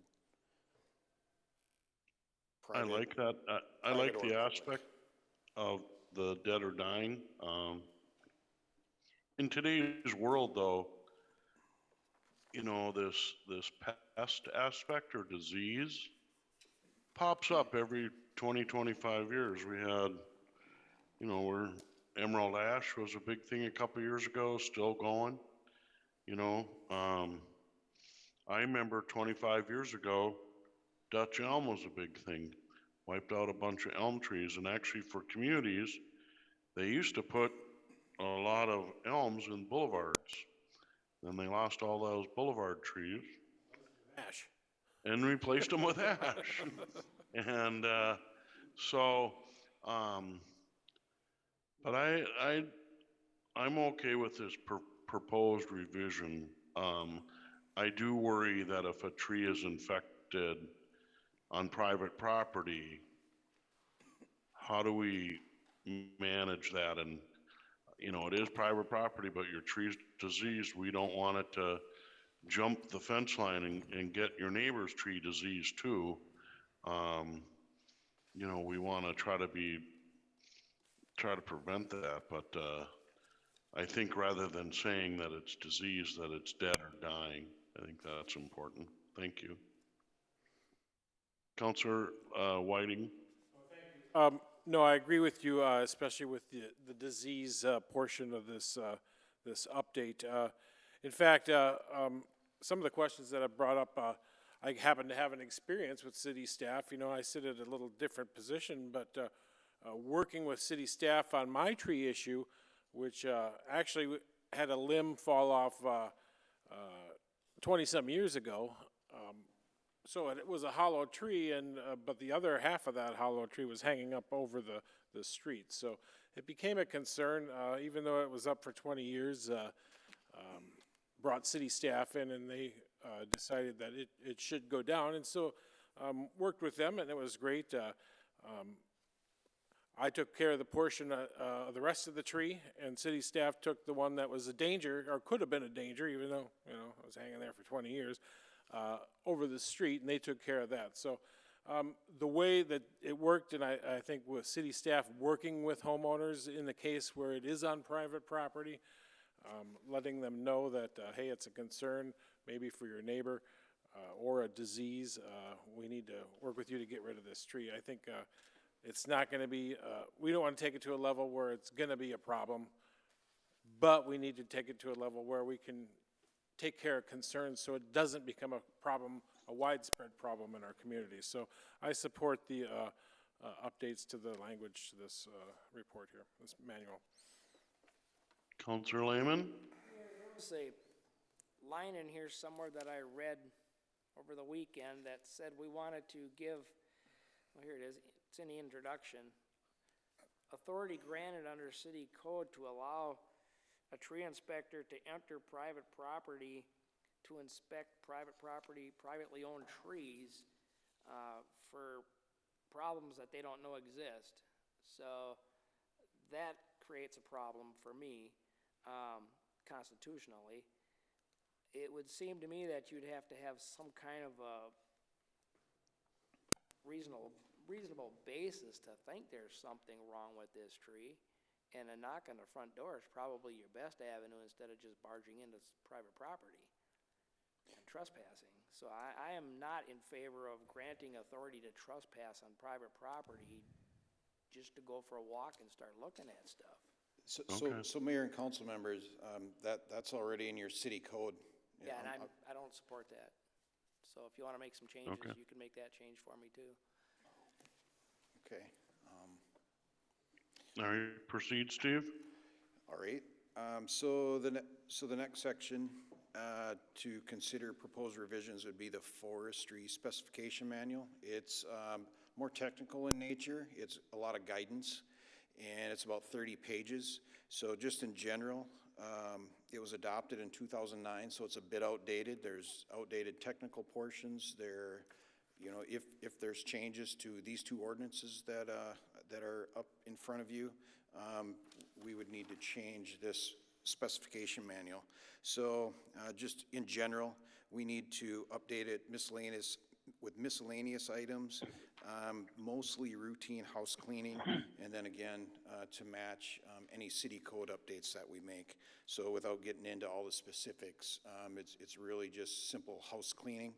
Another couple portions in the appendix, we have a recommended tree species update, and then we also have an update to the undesirable species list.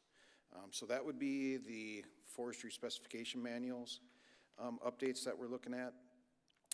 And then we get into and I forgot to advance that, my apologies. And then we look at the Emerald Ash Borer program. So the Emerald Ash Borer program was adopted in 2015. And just in general, as reported earlier to you this year, we have our first identified emerald ash borer. In the city, it was identified in January. So fortunately, we already had an emerald ash borer program in place, but felt it is important to revisit it at this time. So what I want to do is just briefly talk about our current program. That includes proactive treatment, removal, and then replacement. So first, I wanted to show a couple pictures of what emerald ash borer is. There's a picture of a larva, and then the actual beetle itself, and some of the damage that you see on the trees if you were to peel away the bark. So just a general picture of that, and a little bit on the histories. This is what the damage looks like to a tree. It's when it gets to an advanced level, you will know that it got infected with emerald ash borer, because it kills the tree, and you can see the pictures with the bark. It's very evident. So the first case was identified in the U.S. in Michigan in 2002. We found it in Minnesota, and now I got my dates wrong here, but May 14th, yes. Thank you. 2009. And then in Shakopee, you can see that it was knocking on our door here in Shakopee. Prior Lake had it, identified it in 2015, Bloomington 2014. So it was inevitable. So 2021, that is when we identified it. And I should say— It was coming whether we liked it or not. Yes, sir. So a quick overview of the context of ash trees in Shakopee. We have a public citywide tree inventory. It includes 1,473 ash trees that are still standing, I should say, in our parks and boulevard areas where they're the ones that we inspected this past summer. If you look at the trees that I have shown there, 72% of them are healthy. 7 trees we have confirmed have emerald ash borer, and we have about 27% that are declining, most likely, that have been affected by emerald ash borer. So we haven't been able, like I say, it's not always easy to identify unless we start peeling away the bark, but it looks like looks like a large amount of our ash trees and our parks and boulevards are infected by this pest. There are other green ash diseases out there that can affect them as well, though. Yep. Certainly. So I mentioned public parks and boulevard areas. So we have a lot of other trees that we don't inventory in our larger open space wooded and natural areas. We don't inventory. We don't necessarily manage these trees either.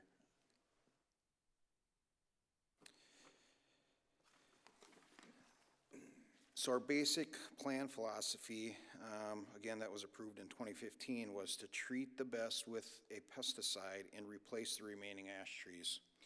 So the goal of the program is to avoid what we saw that was mentioned a little earlier by the mayor, what we saw with the elm trees that were devastated in the 70s and 80s. And you can see, you know, the photos I have up here, this is what we're trying to prevent, where we had a nice boulevard trees and then a pest comes by and basically totally wipes out those boulevard trees. So again, our goal was to minimize this impact. So emerald ash borer treatment, we treat about 37% of our ash trees, again, the ash trees in our parks and boulevards, with a herbicide or pesticide on a rotating basis.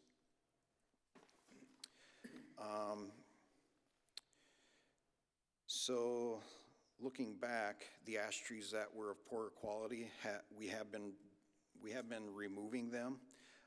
Since 2015, we've removed just under 500 ash trees.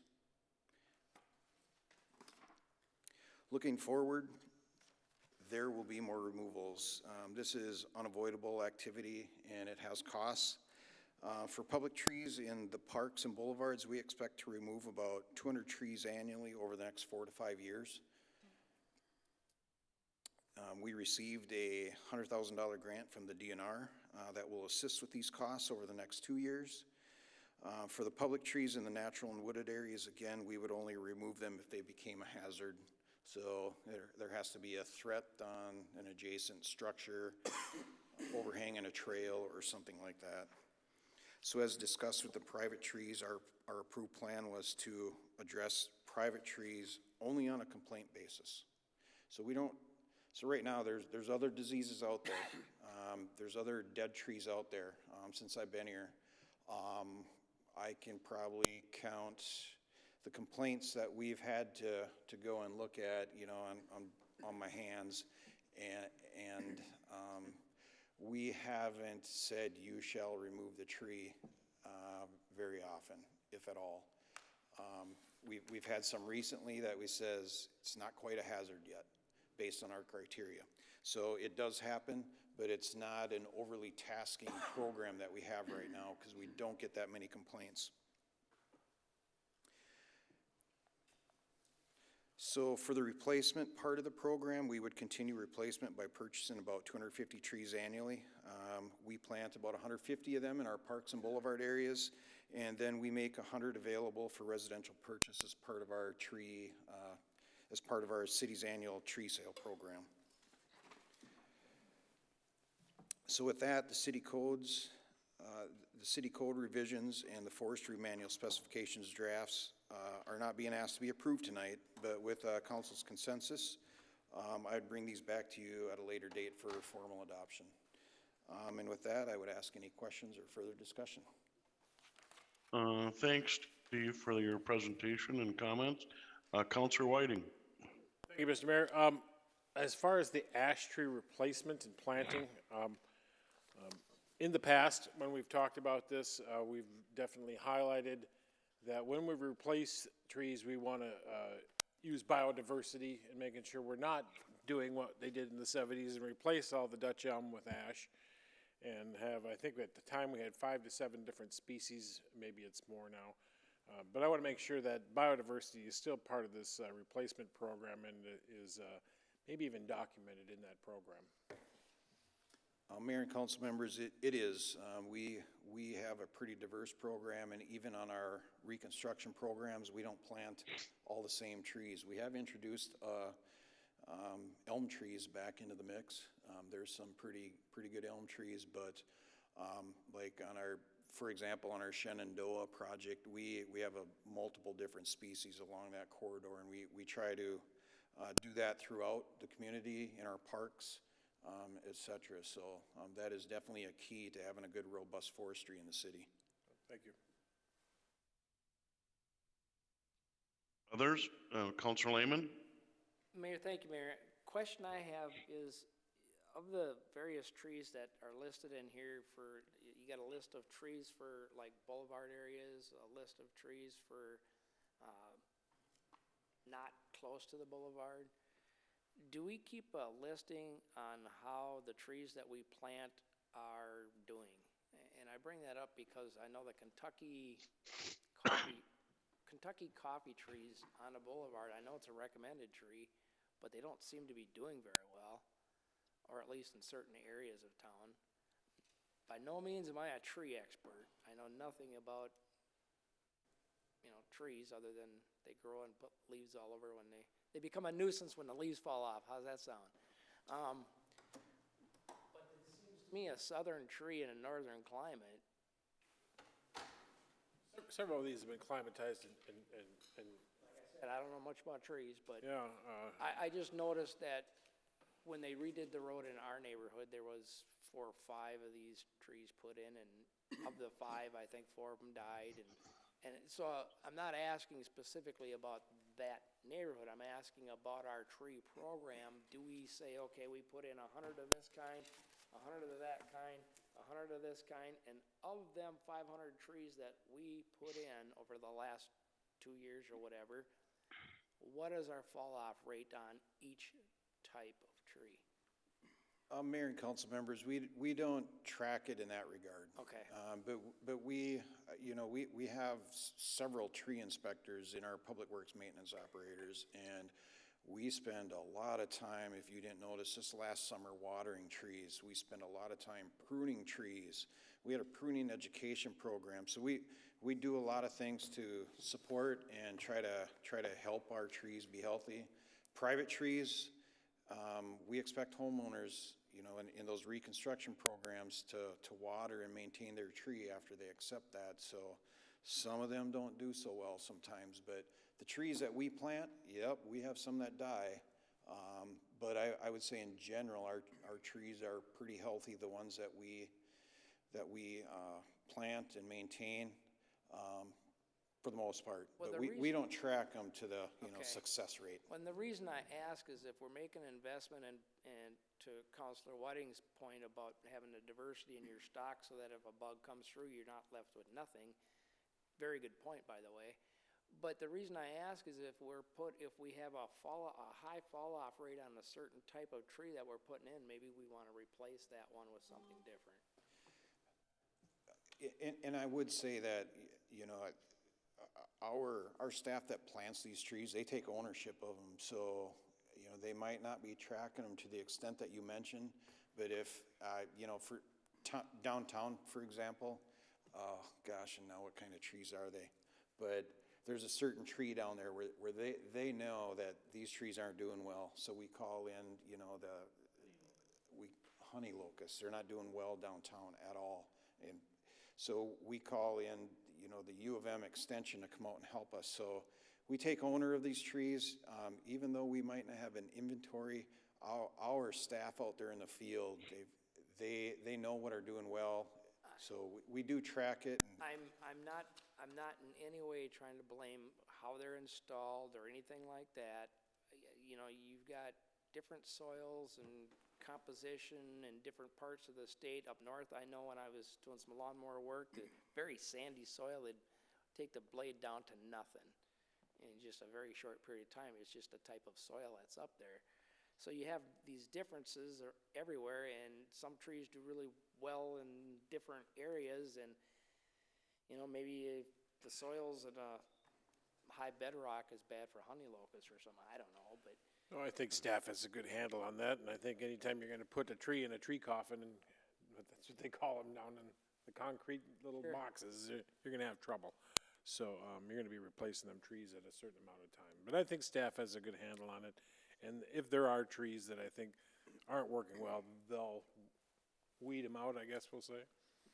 And I've taken note of the Kentucky coffee tree. I'll go back and have a discussion with our staff, and just in general, you know, make sure we stay in tune with which trees are doing well and not well, and rotate them out if they're not doing well. So we'll make sure we stay on top of that. Everything I've read said they're great in Minnesota. Good boulevard tree. A lot of hybrid stuff is that. Yeah, yeah, I don't know. Is there more comments on Steve's rough draft proposal on these updates? Counselor Contreras, Thank thanks. you, Mayor. Just to add my 2 cents and to make this quick, I am no expert, but what you've presented looks good, and fair, it looks good to me, and we're good. Look forward to seeing it back. Yep. Yeah. There you go. I think that, Counselor Lehman? I do have one more question, Mayor, thank you. Do we make the companies or whatever, do we spray our own ash trees in-house, or do we hire somebody to do that? Mayor and council members, so we inject them with the pesticide, and we've been hiring Rainbow Tree Care for that. I think I got the name right. So we don't have the expertise to do that. Yeah, so we hire that out. So do we make this information available to the general public by social media? That, you know, if you have an ash tree on your property and it looks like this, it may have that, you might want to call these folks. We'll use our new web designer. What's that? So we'll use our new designer. So, Mayor and council members, you just pointed out what I didn't do a very good job with, is there's a 4-page summary in here. We plan on promoting this. We compiled this 4-page summary, and we plan on putting it on our website and getting, you know, better public outreach. We've really only done one thing for public outreach so far, and that was Emerald Ash Borer is here in the city, and we did that back in, I don't remember, January, February, March. So our next step is better public education, what to look for, et cetera. So absolutely, yes. And then I have one last question, if I may. Yes. In your experience, if you have an ash tree and it gets infected, what's the survival rate if it's taken care of? If it's infected by Emerald Ash Borer, I don't have that much experience with it, but from other communities, it's going to die, period. If you get Emerald Ash Borer, it's as good as dead. So is there a preventative method? There's prevention. There's prevention before it gets it. Or if it infected, it's adiosi. Yeah, so the prevention is the pesticide or the herbicide that we injected into them, and we try to do that only to the healthy trees, you know, so there's not much other prevention other than that, other than to keep your tree healthy. They target unhealthy trees, so if you have an old tree and it's ash, it's probably going to get infected.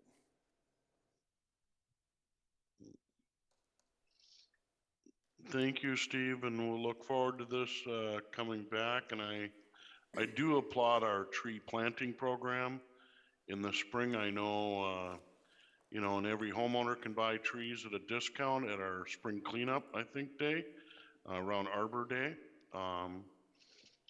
It's a good thing to plant a tree and watch it grow. So we do it here at the city, and recommend our residents do too. So thank you very much. Thank you. All right. Let's move forward here. Next up is 10A, the city bill list for our review. Are there any questions, comments? Otherwise, we could move right into our liaison and administration report. Councilor Lehman. Thank you, Mayor. The only thing I have is a scale meeting, and they had some technical difficulties, so I was able to listen to bits and pieces of it. Apparently they could hear us. They had a couple of presentation speakers. I'm assuming they talked about the sales tax, although they talked about that tonight. I didn't get to hear that part because technical difficulties. They went over their list of legislative priorities. It's longer, you all know it's a longer list than what some of us think it should be. Not necessarily that they're not important projects, just that when you go to legislators that have a whole lot of ask from a lot of different people, and you give them a long list, they kind of gloss over. And the speakers that spoke at that meeting, leadership speakers and legislative, ex-legislators, sharing what their viewpoint as a legislator with ask, pointed out the same thing, that, they're more likely to get traction if you have a smaller list. One of the things on that legislative priority list that concerns me from a standpoint of being efficient is, I think it was $30 million for a 2-mile trail. For what? For a 2-mile trail, $30 million for a 2-mile trail. Where's that? It's out in it's in a very difficult place to put a trail. That's the Merriam Trail between Scott County and Carver. I think part of the cost, part of that was included bridges. There's bridges and wetlands and all kinds of costs.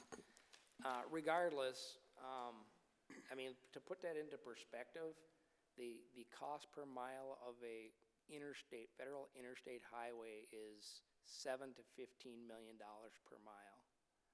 And that's an interstate, both directions. So it's like, that's a ton of money for a short piece of trail. From my perspective, from a efficiency standpoint, I'd be looking for a different location for the trail, somewhere where it's not going through the most expensive part, because that just seems extremely expensive. But it is what it is. It is one of their priorities, and there's a lot of wants and needs out there in a state. We'll see what happens. Counselor, thank you very much. Counselor Whiting. Nothing to report. Counselor Contreras. Thank you, Mayor. Just trying to catch up. And on the 8th, I had the school board meeting, and very happy that, and congratulations to them on the passage of the levy. Thank you, and on my behalf to our community who showed their support and understood that if it didn't pass, our children, their education, and our teachers would be suffering, and so much more.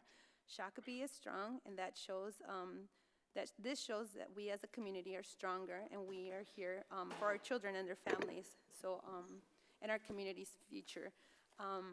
That's the school board. SDA, they're still working on getting their board together. There was lots of change, and they're still, trying to continue to work on reorganizing.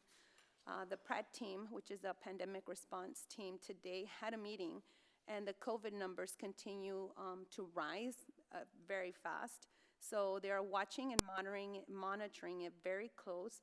We know that students are, continue to get COVID, but the worries are mostly in their teachers and staff who are testing, positive at such a fast rate. So that is the worry. That is one of the biggest worry, because ultimately is like, who will be running the schools? Sorry, if we're out of staff, right? So just stay tuned to the next board meeting for future actions that I feel and they feel that will be having to take place because of the rising COVID numbers. That's it, Mayor. Thank you. Welcome back, and thank you very much for your update. Council Brennan. Thank you. I had the SPUC meeting was last night, and SPUC reviewed the preliminary rate for electricity and water. We also talked about setting rates for electric vehicles that would be separate from those water and electric rate charges. We also took a look at the budget, and then we also reviewed the plan for the West End water main, and we agreed to proceed with that plan, and that was in conjunction with the city's plan for sewer. That's all I have. Thank you very much, Counselor. For my mayor report, I attended the chamber lunch last week that was talking about the cultural corridor. Heather Hoagland presented, and great presentation, very good discussion on the cultural corridor. Also, I'd like to remind residents, we are in the holiday season. Halloween is over. We had our first dusting of snow, so happy holidays. And our holiday fest is coming up on Saturday, December 4th in downtown. So that is my mayor's report, and we would move on to our administration report, or Councilor Lehman. Mayor, I had a question of Councilor Brennan's liaison report. The West End water. I can't hear you, Councilor. Sorry. The West End water extension, my question was for Councilor Brennan's liaison report. She talked about the utilities West End water extension. And I know in the past there was talk about the pressure differences and going underneath of 169 in the area of 69, which happens to be close to that Bona Vista trailer park, which was discussed by Scott County Commissioner Michael Beard. Is that still in the plan so that water could potentially be available to that area? No, this is, the plan is to bring it along from the southeast corner of the Brigham property. And I know that's not where it is. It's at the bottom of the Bluff. Bring it along Highway 169 and turn it up Colburn Avenue to where the location is for the lift station. Okay. So no, it is not going under 169 or 69 in any of those locations. Okay, thank you. And that is, one of the discussions that we'll have to have regarding Bona Vista if that goes forward. Yes. Alrighty. Thank you. Mr. Reynolds, your administration report. Nothing from me, sir. All right, thank you. Item 11, other business. Any other business before this council? Councilor Whiting. About the fall season, and I thought you were leading into winter parking restrictions and things, but a little reminder, we are in our winter parking rules, so they vary throughout the community. So if you don't know, make sure you find out what the rules in your area are. Thank you very much. Councilor Lehman. I just wanted to wish everybody a happy Thanksgiving. Very good. Councilor Contreras. Fast, I just wanted to just be transparent. The last 3 meetings I wasn't here to our constituents, and I just wanted to pretty much just say thank you for all the love and support. I lost my dad due to COVID, but I felt in a family having everybody here in the city support me. The arrangements they sent, the prayers, the words of advice. Thank you. You guys made me feel strong in the toughest moments, so thank you very much. Peace be with you and your family. Thank you. You're welcome. Thank you very much. Item number 12. We could entertain a motion. Make a motion. Councilor Brennan. Make a motion to adjourn to Tuesday, December 7th at 7:00 p.m. Second. I have a motion and a second to adjourn. Further discussion? Discussion by roll call vote, please. Councilmember Brennan. Aye. Councilmember Lehman. Aye. Councilmember Whiting. Aye. Councilmember Contreras. Aye. Mayor Mars. Aye. We stand adjourned at 10:50. Thank you all.